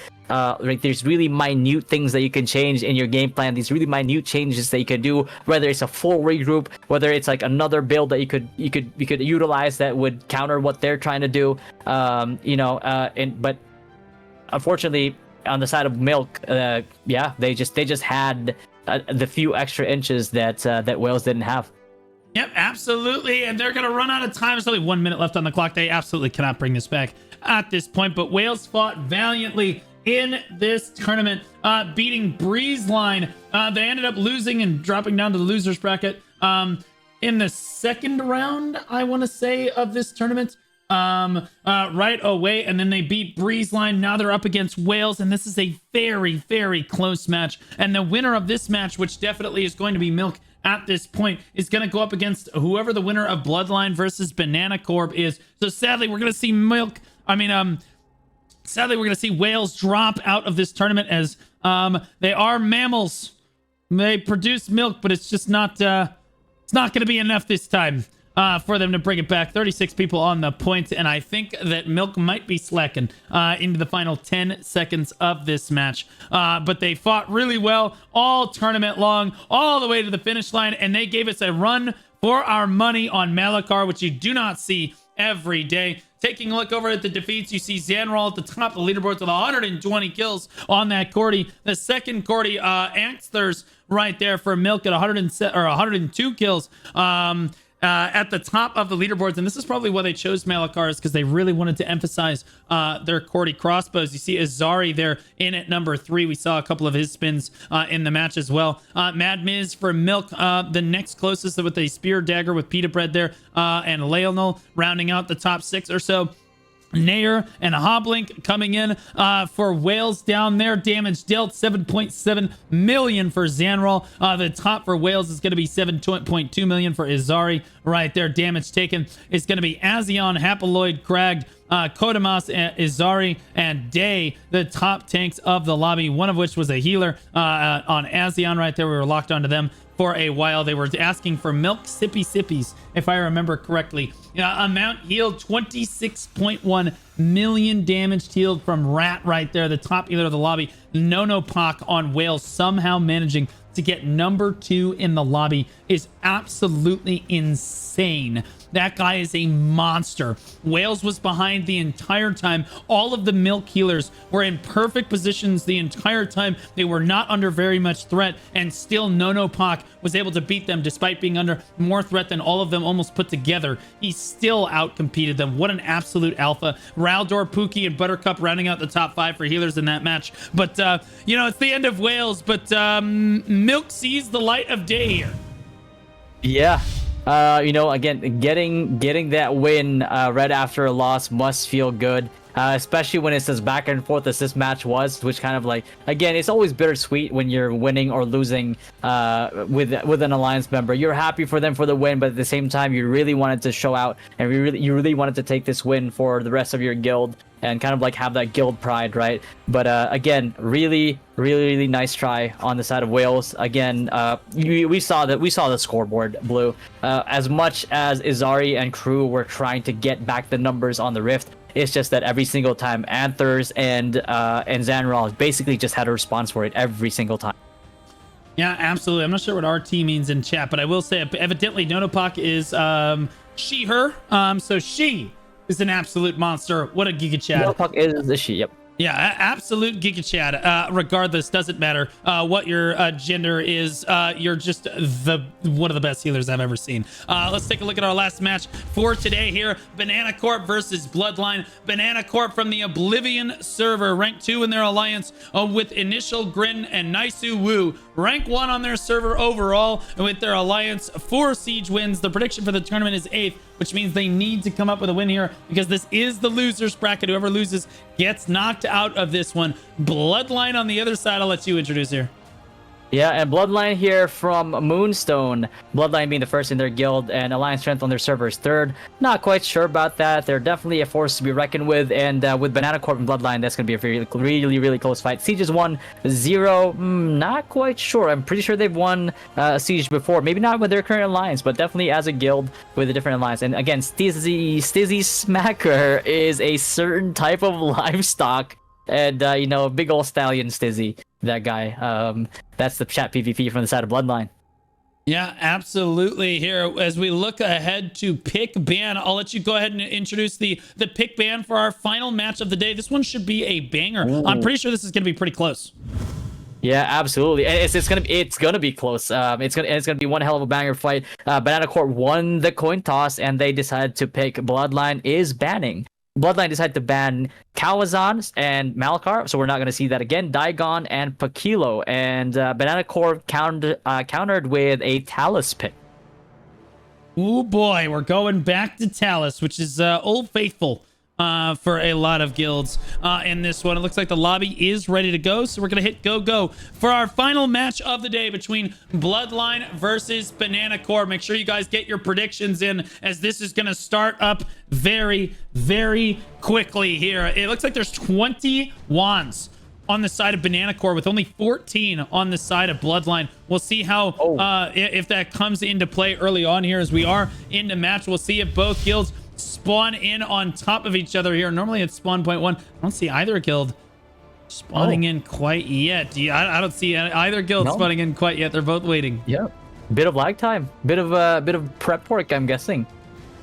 But again, what do you think, Blue? The sustained advantage on the side of Banana Corp here, very glaring, I would say. 20 versus 14. How do you have, like, it's almost too many healers at the end of the day. It's almost half of your guild is healers. Oh my gosh, we're seeing both guilds spawn in on opposite sides of one another. Bloodline pushing across, getting in position just a little faster, and now Banana Corp is in kind of a bad position as they all clump up on the choke. That's not what you want to see right there, but can Bloodline capitalize? Their health bars are not falling on the side of Banana Corp as they try to make something happen. Right now, Bloodline gets onto the back line of Banana Corp, but honestly, it's very back and forth. Kenpachi gets a really big kill feed right there. LF, a back and forth scrappy fight. Ooh, Kenpachi with a triple. And in this primary engage, definitely caught Banana Corp off guard. They didn't quite expect that quick of an engage on the side of Bloodline, and Bloodline taking advantage of the fact that Banana Corp was approaching from a singular direction there. Took advantage of it, dove it, got the frags out, and again, we are seeing the results of this fight kind of pan out in the favor of Bloodline so far. But again, it is very close to portal number 3. Yeah, I was gonna say, I guess, Kenpachi is doing really well, but like, look at this all-out brawl. You see Anti-Kaboom in the middle of everything right there. Kenpachi, like, trying to hard carry. If we look at the leaderboards right now, Kenpachi is literally 7 kills deep already. We're like a minute and a half into the first match, or into this match right here. Door, again, Bloodline coming up on top in terms of kills, but again, Banana Corp staying on the leaderboard in damage dealt, the amount healed right now, again, heavily favored for Bloodline, so they are managing to come out on top of Banana Corp in this one, but I think in large part due to Kenpachi, who is one of the Cordy crossbow spinners on the side of Bloodline. Interestingly enough, the other Cordy crossbow is named Fat Boy. I wonder if he can get together with Fat Girl that we saw in Dynasty. Maybe you can make that happen for us. Are you feeling like a matchmaker, LF? Yeah, I do feel like a matchmaker in blue. I seem to have found our culprit, Dorian, that has been on repeat in the chat. I'm following him right now. It looks like he's a gladiator. People are saying he has gout. I'm not quite sure. Is it in-game gout? Is it a debuff? I'm not quite sure. But yeah, he's been being called out for having gout in the chat right now. I'm not sure if that's an in-game term that I don't know about. Yeah, like what? Why is everybody saying gout? It's like they're trying to use it instead of goat. But it's like they don't know how to spell because they have like an American education or something. I just don't understand what is actually happening with this one. They're so confident when they say it too. It's a little obnoxious. It's almost hurtful. As an ex-teacher, it's almost hurtful a little bit. It's a bit of an NA West, like kind of like NA West inside joke, where everybody, because of the Filipino population and the general Filipino diet, there is that curious case of high amounts of gout in the community. What is gout? Well, what is that in the Filipino? What does that even mean? Well, gout is basically like a crystallization of like it's kind of like an inflammatory kind of like arthritis. On, like, I know what gout is. Yeah. I know what gout, like the disorder is. That's what I thought that they meant. But like, how does that? Like, I don't. Again, sailors used to get it. Like, I don't. How is that relevant to Throne of Liberty? I don't understand the balance. Yeah, I'm not sure. Stop saying gout. Are you pirates?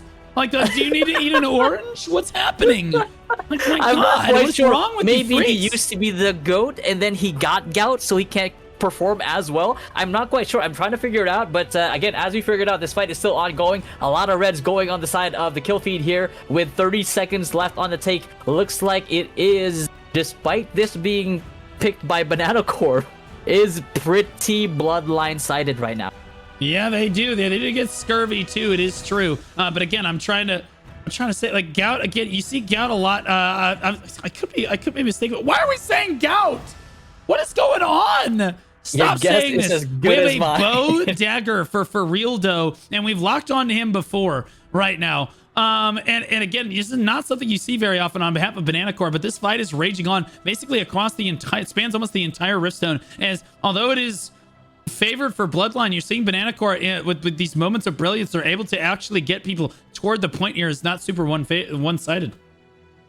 Yeah, in terms of the Rift take here, it looks like Banana Corp is starting to push. You can see them starting to push up here with there being a lot of contesting on the point now. So it's really, at this point in time, with the take point being this small, right, Blue, it's up to the team that has a composition that's built towards fighting this specific rift. And seeing as Banana Corp did pick this one, despite the advantage that Bloodline was able to kind of like put forward and like project onto Banana Corp. Banana Corp might have a better comp for these small take zones, and they might have a better comp in general for Talus. These guys have been doing war games months before, and majority of it was on Talus, like most guilds. But seeing as they picked it now, they had to have a comp that's kind of like complementary to fighting in this one. But right now, it's pretty back and forth. Yeah, absolutely. And again, I'm still hung up on this whole gout thing. I should be clear. Pirates also had gout. They also had scurvy as well. Not eating normal fruits and vegetable gives you both, ironically enough. And so again, that's why I'm like, where are they a pirate? I don't understand. You do see gout still a lot more than scurvy in current modern medicine, but I'm still a little concerned that we're spamming this term repeatedly in the chat if we don't know exactly what's going on. Oranges kind of treat both conditions, ironically enough. But Anti-Kaboom doing what they can, and again, all of Banana Corp doing what they can to try to bring this fight to the Riftstone. Carbonara, you mean like carbonara? I don't know. Oh no. What does that mean? Calbo is Tagalog or Filipino for bald. Stop. No, it's not. Yeah. No, it's not. Well, and we're getting the little gout GG as well. So, it's a little bit back and forth. Yeah, spread the love a little bit, toss some bullets my way too, guys. It's little fatty gout. Okay, there we go. Oh no. Yeah. Uh-huh. Galit ako sa'yo. Yeah. That's it. That's what I think about that. Okay. That's what I think about that. Admiral Sama in the middle of everything right now. Banana Corp doing what they can to try to get on the stone, but currently Bloodline dominating that right now. Their front line for Banana Corp has done a great job of basically pushing through to the stone consistently here, but sadly not able to get enough of their DPS forward. Where were we? Yes, exactly. The fight is ongoing. Again, Banana Corp going for the take here. 15 on the side of Bloodline, 11 on Banana Corp. Banana Corp needs to spawn on 3 side right now if they want to catch Bloodline off guard here, because Bloodline right now very, very much overextended towards the south side, towards Portal 1, which is where the bulk of the hitters from Banana Corp is actually spawning from. Balkan Rage, one of the top fraggers in Banana Corp here, getting like intercepted on the way in, trying to run over to where the rift is, and it looks like he's gonna make it. He is gonna make it. Is pre-buffing the crit buff via Phoenix Barrage there, trying to go for the clump kills, but unfortunately not quite seeing it yet. Instead, we're seeing more frags on the side of Bloodline, and yeah, Bloodline canceling the take again, but still it's 16 minutes and 20 seconds. Again, until it's sub 10 minutes, I will not even feel that worried about this. Again, this is a Banana Corp pick, and when it comes to Talus, I'm taking that win. I'm sorry, I'm chat PvPing my chat right now, unbelievably enough. I'm taking that win. I might have gout, but I'm skinny. This is W. Anyway, that is.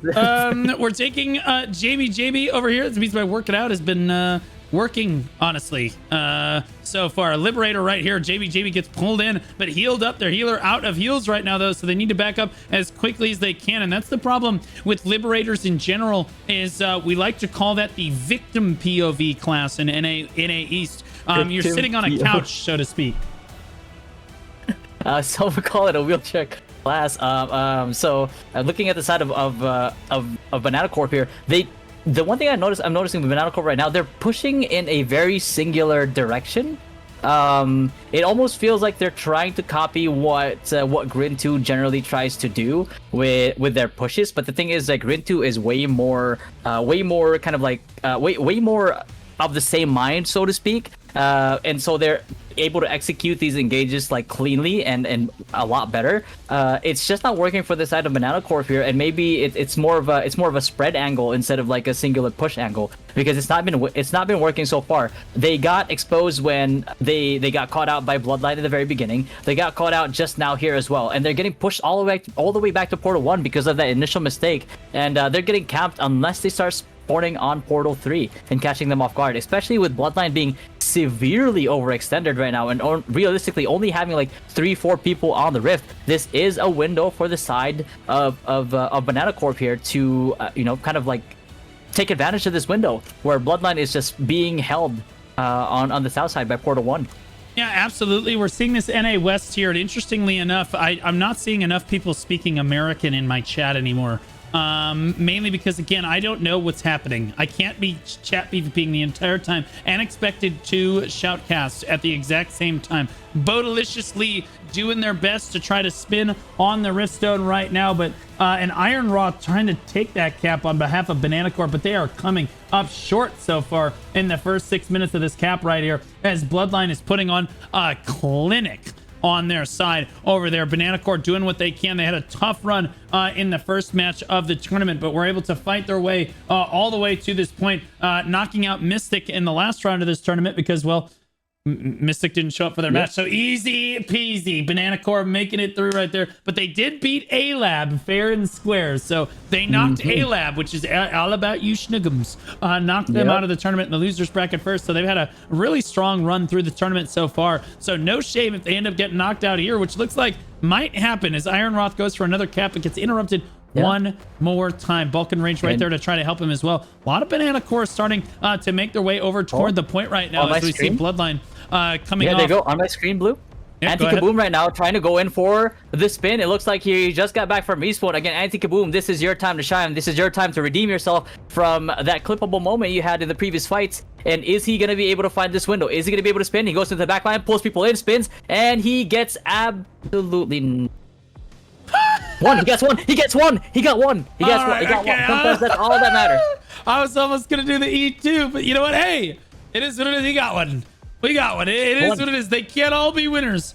Not all spinners can be winners, guys. It is what it is at the end of the day. And we are seeing 12 people on the point for Banana Corp right now. Bloodline doing their best at 21 people on the point. We are going to see the entire tournament come down to 4 teams this week, guys. NA West will be decided on Thursday. Basically, we'll be all the way through to the 3rd place and the 1st and 2nd place matches of the tournament here. So things are really heating up. That's why we're seeing the matches today getting really heated. And in all three tournaments, we are seeing an EU, NA East particularly, has been extremely competitive to this point and continues to be. So much more hype. Every single round of the tournament has been absolutely ballistic for them. And now we're seeing the exact same thing on NA West as these top tier teams start to square off with one another. In the next day we have here, which I believe is Thursday for NA West, because normally NA West days are Monday, Thursday,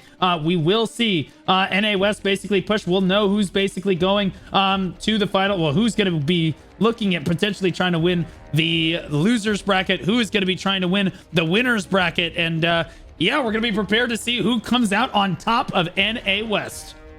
Yeah, absolutely. Anti-Kaboom here kind of redeeming himself slowly but surely. After that one kill, he got 2 kills on another spin. And then the next spin, he got 3 kills. Kind of like learning to count here. 1, 2, and 3. And unfortunately, right back to 0 as he gets bursted down on this spin that he did. But he did survive there for a very long time, getting as much value as he can for his team. And yeah, looking forward to looking where Youngsta is, which should be the other spinner on this side of Banana Corp here, seeing if he can get the same, if not more impact than Anti-Kaboom has so far, and really contribute to the take of this rift, because it's 15-14 right now. It's back and forth, very back and forth, 16-17% on the side of Banana Corp. 10 minutes left on the clock, Blue. They could potentially do a bit of a slow burn here, but that's more than enough time. 10 minutes is more than enough time. If they can slow this down a little bit and have it taken down like maybe sub 5 minutes, it gets way harder on the side of Bloodline to take this back. So if Banana Corp, yeah, absolutely. We're seeing Dodo here. This is the general manager for Team Liquid. Interestingly enough, guys, if you know that organization, very big in esports. Dodo here participating in this tournament, and this is a big win for him today after losing the Honda sponsorship for Team Liquid. Team Liquid has been kind of down bad this month, but you know what? Dodo can at least go to the rest of the members of the organization and say, you know what, guys? I won my Throne and Liberty lobby today. Maybe we should pivot to that game. Yeah, I mean, imagining a Team Liquid team for Throne and Liberty would be a sight to see, especially in the mmorpg space. Yeah, and especially seeing how close some of these matches can be. Again, at the start of the tournament, you definitely will see some stomps 100%, but the later you go into the tournament, you get to see all the top guilds, all the top contenders try to face off with each other, and you get these close matches where really, realistically, anything can go. Anybody who gets like extra creative when it comes to getting these fights will get the objective, because that's the beauty of an objective-based game, is the fact that yes, you might frag out a lot more, you might have more damage dealt, but at the end of the day, the guild that holds the rift is the winner. Yes, absolutely. People are saying Honda dodged a bullet. Well, technically, they were trying to dodge a bomb in this particular case, but you know what? It is what it is. We're just arguing over specifics at this point. I have not seen Dorian. Haven't been able to lock onto him, but a lot of love for him in the chat over here. For Real Dough and Win App at the City over here, trying to battle forward for Banana Corp, trying to make something happen for their guild, but Banana Corp just keeps coming up short against Bloodline here. Bloodline able to just constantly keep this Banana Corp squad down, despite how resilient these guys look as a guild. Yeah, actually, yeah, and right now I'm trying to see on the side of Banana Corp here. I haven't been able to find Youngsta. I'm trying to find him right now, see if he's see what he's been up to, seeing as there's a lot of focus on the side of Anti-Kaboom. Anti-Kaboom right now in the middle of the rift, trying to get the spin out, gets the spin out, gets 1 kill, manages to survive, lives to fight another day. Still is a body on the rift as they're trying to go for another take. It gets canceled on the side of It's Whalez. They're still trying to take here on the side of yellow. Anti-Kaboom though staying in the middle, he's seeing me inside the stone right now, but I'm still following him. He's still alive. Kenpachi gets another round of kills for the side of Bloodline. Anti-Kaboom though, all loaded up, ready after all the collisions he's got, holding Q, praying for his life, fighting for his life, and he's about to go another spin here. Does the spin off, does the spin, takes down a bunch of people with Youngsta, and that might be the opening that they need. They now have an advantage in numbers when it comes to the rift because of the play that both their Cordies just made. Incredible play, incredible like teamwork here from Anti-Kaboom and Youngsta.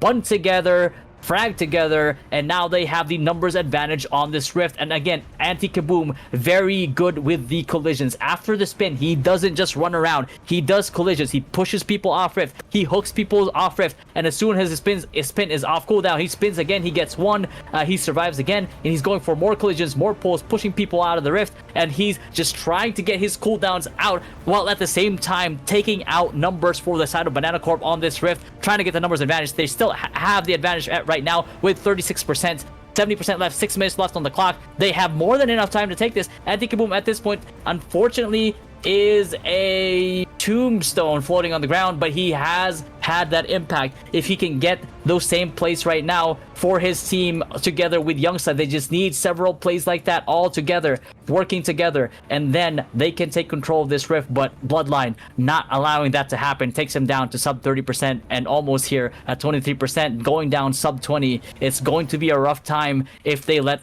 go of this like window that they have.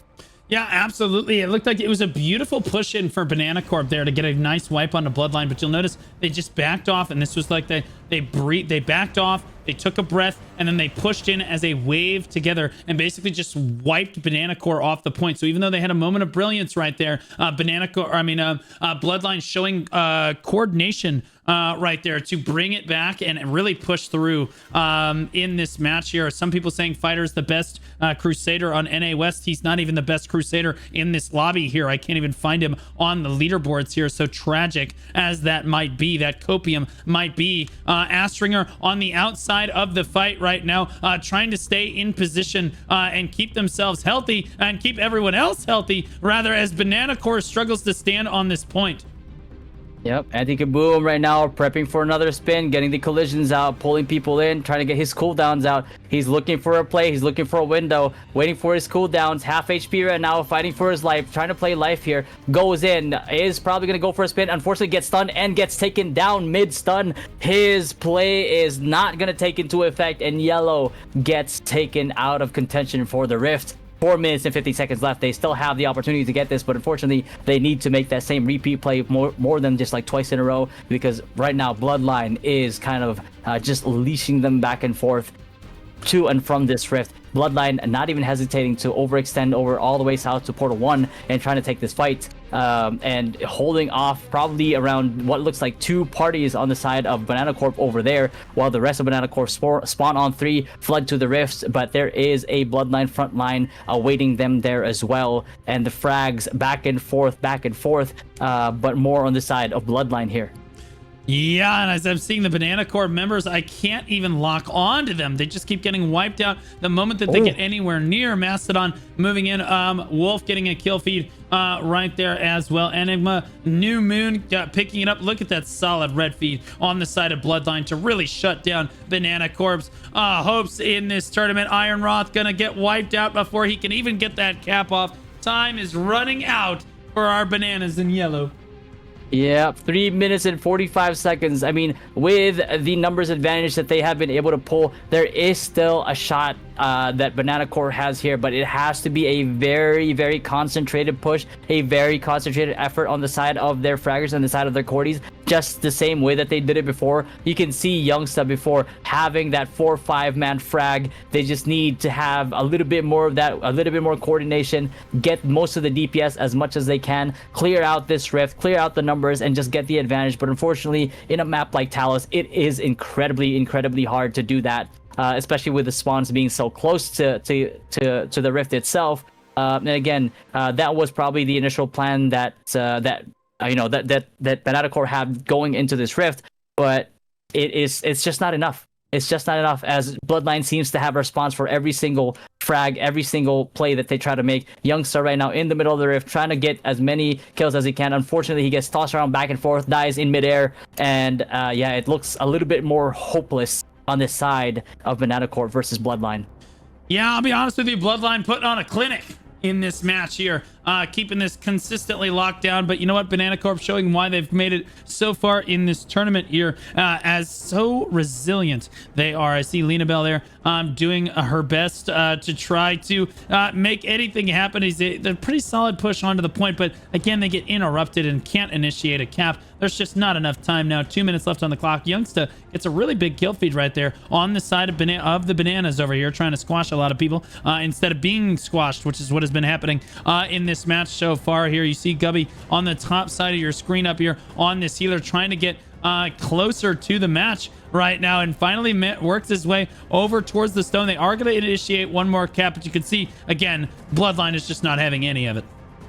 Yeah, unfortunately, Bloodline just has the perfect response for any and every play that Banana Corp has come into here. I'm not quite sure what the plan is for Banana Corp going into this rift, but yeah, definitely getting caught out at the start there. Not the best start, probably definitely not the best strat. And we see them do it over and over and over during this whole fight, but you just can't do that, especially with how low TTK is now compared to how it was before. It's just not the play that you can pull out here. It's just not the play that you can try to take advantage of. And yeah, Bloodline just abusing every single mistake, kind of like countering every single engage on the side of Banana Corp, and really just cutting them off here.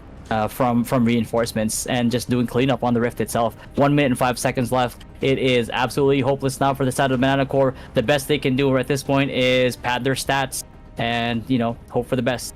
Yeah, big Sag, as we look ahead to the next round of this tournament, we do see it's going to be Kaonashi versus Pineapple in that round. Certainly Pineapple, I think, the favorite to win that one, but Kaonashi showing how strong they were against Dynasty, dumpstering you earlier today. It is what it is. What are you going to do about it? Boba Tea versus Grin is going to be a super fun match as well to go ahead and spectate. And then down in the losers bracket, as we work our way through the final stages of this tournament, it's going to be Dynasty versus Eclipse. And now we know it's going to be Bloodline versus Milk. Do you think Bloodline has shown particularly good play in this match against Banana Corp, knocking them out of the tournament here in a very dominating fashion? Beautiful strategy coming in. Even when they do manage to get wiped off here and there by Banana Corp, they immediately are able to regroup, run back to the stone, and push it back the other way. Do you think they have what it takes to beat Milk?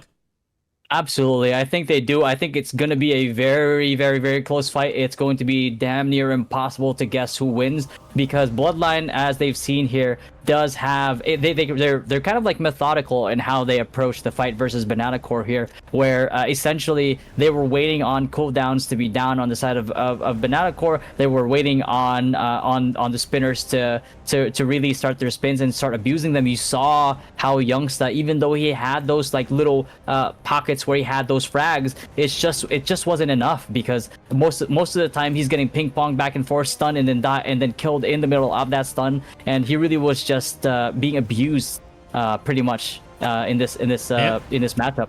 Yes, they were. Let's take a look at the leaderboards. Kenpachi, 94 kills, putting on a clinic for Bloodline right there. Hestia, number 2 at 73. Doer at 73 as well, coming in with a great sword dagger. Interestingly enough, very impressive to see that loadout at the top there. Youngsta. Yeah, Youngsta here on the Cordy crossbow, the top for Banana Corp. The next one is Balkan Rage on the spear dagger down here. You look over at the assists again, very Bloodline heavy fed with the top assists of the lobby. The top Zhao, actually, number 2 on assists in the lobby as a healer, is very impressive to see. 6.8 million damage done by Kenpachi, who again, the GOAT of this entire match. You constantly saw him in the kill feed. He's doing a ton of damage for his team. Youngsta in at number 3 on his Cordy crossbow, representing Banana Corp. Did what he could there. Feedin on the Spellblade, who you expect to be at the top of the leaderboard, representing his class. 6.1 million damage done right there. Balkan Rage at number 4 as well. So good fights to Banana Corp right there. Damage taken. Looks like it's West, Bach, Edao, Arana, Chinopesia, Elder, all the top tanks of the lobby for Banana Corp. If you look at Kenpachi, the top tank of the lobby for his team with Echi. And then we're going to scroll down. We're going to look for Fighter down here. Yeah. I'm seeing in your Fighter? chat there, Facebook from BDO is in your chat. He's a 12-month subscriber, Blue. I mean, he can't be that much of a hater. If anything, he's a fan. Yeah, the dude's been watching for 4 years. Yeah, 4 years, 12-month subscriber. Do the math. I can't see Fighter. There he is, all the way down here. He's almost at the bottom. Homie, you're not even the best. You're not even the best Crusader in this lobby. Get out of here right now. He just has fans. Like in terms of the moral victory, he's definitely quite at the top. Getting all the shout outs here in chat. But yeah, Fighter tank. Definitely fake tank. Crotha showed up to chat PvP. Crotha showing up to chat PvP after he was chat PvP in the tournament too. What a Giga Chad right there. So yeah, good fights to both teams right there. Sadly, we are gonna see Banana Corp get knocked out of this tournament. Let's take a look at the instant replay from that match as we saw the first engagement just go Bloodline's way. We see both guilds engage right here, and honestly, Bloodline, look at the flankers on the left side of your screen. They get people on the back line, but Bloodline just don't die. I don't understand. They just don't, like, it was such a good engage for Banana Corp, but like they're just Terminators on the side of Bloodline. These absolute monsters coming in over here. Team Liquid represent, picking up the win today for their guild. They're going to move on in this tournament. They're going to fight Milk in the next round, which I'm very excited about. It's good fights to both guilds. Yeah, so yeah, I mean, it actually took 5-6 seconds before any kills even started registering there after the initial engage, which was insane to see. Yeah, man, but again, it's just insane how easily kind of like Bloodline took advantage of that primary engage, and despite their backline getting engaged on by the tanks on the side of Banana Corp, that they just weren't dying.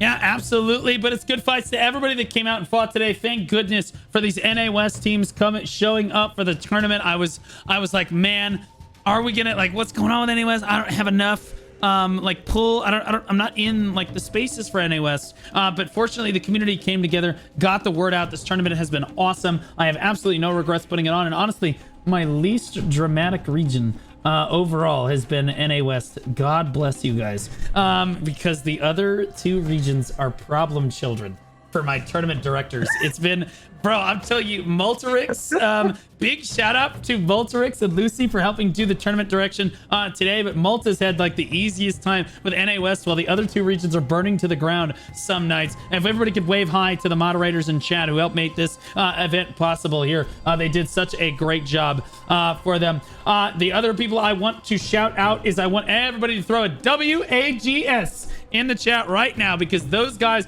without AGS, Amazon Game Studio, supporting the tournament, there is no tournament. There is no fairy godmother. There is no tooth fairy. There is no Queen of England, but there is a tournament, okay, for NA West, and it is all because AGS is supporting it in such a big way with unique drops every single week. And again, the final week of the tournament, which is next week, for the grand finals, you just tune in and watch those. You will get a special title, Squadron Commander, which is pretty cool. If you don't mind me saying there. So big shout out to the entire AGS squad, and thanks to them for standing up and saying this event is super important to the community, so it is important to us. We really appreciate them supporting the tournament here. Final shout out, I want to give it over to my co-caster who's done such a great job. This man could carry, this guy can yap better than anyone else I cast with. This guy is the professional yapper. If we could get a shout out for Little Fatty GG in the chat, that way everybody can go follow him. I do raid him from time to time as well, so make sure you're following him. Little Fatty, you want to give yourself a shout out here?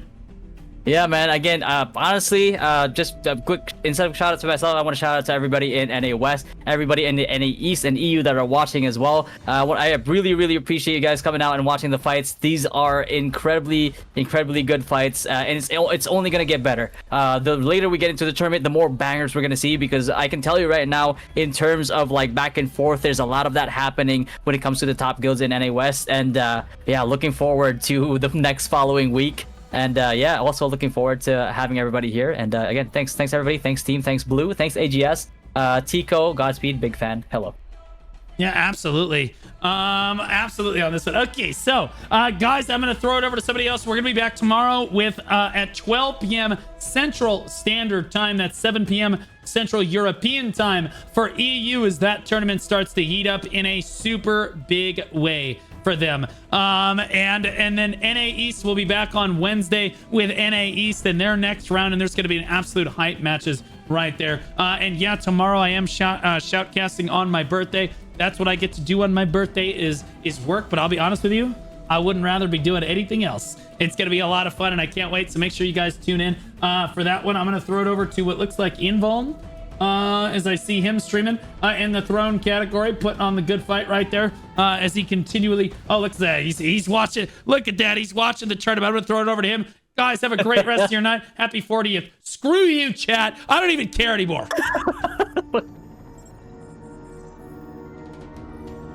Happy goat.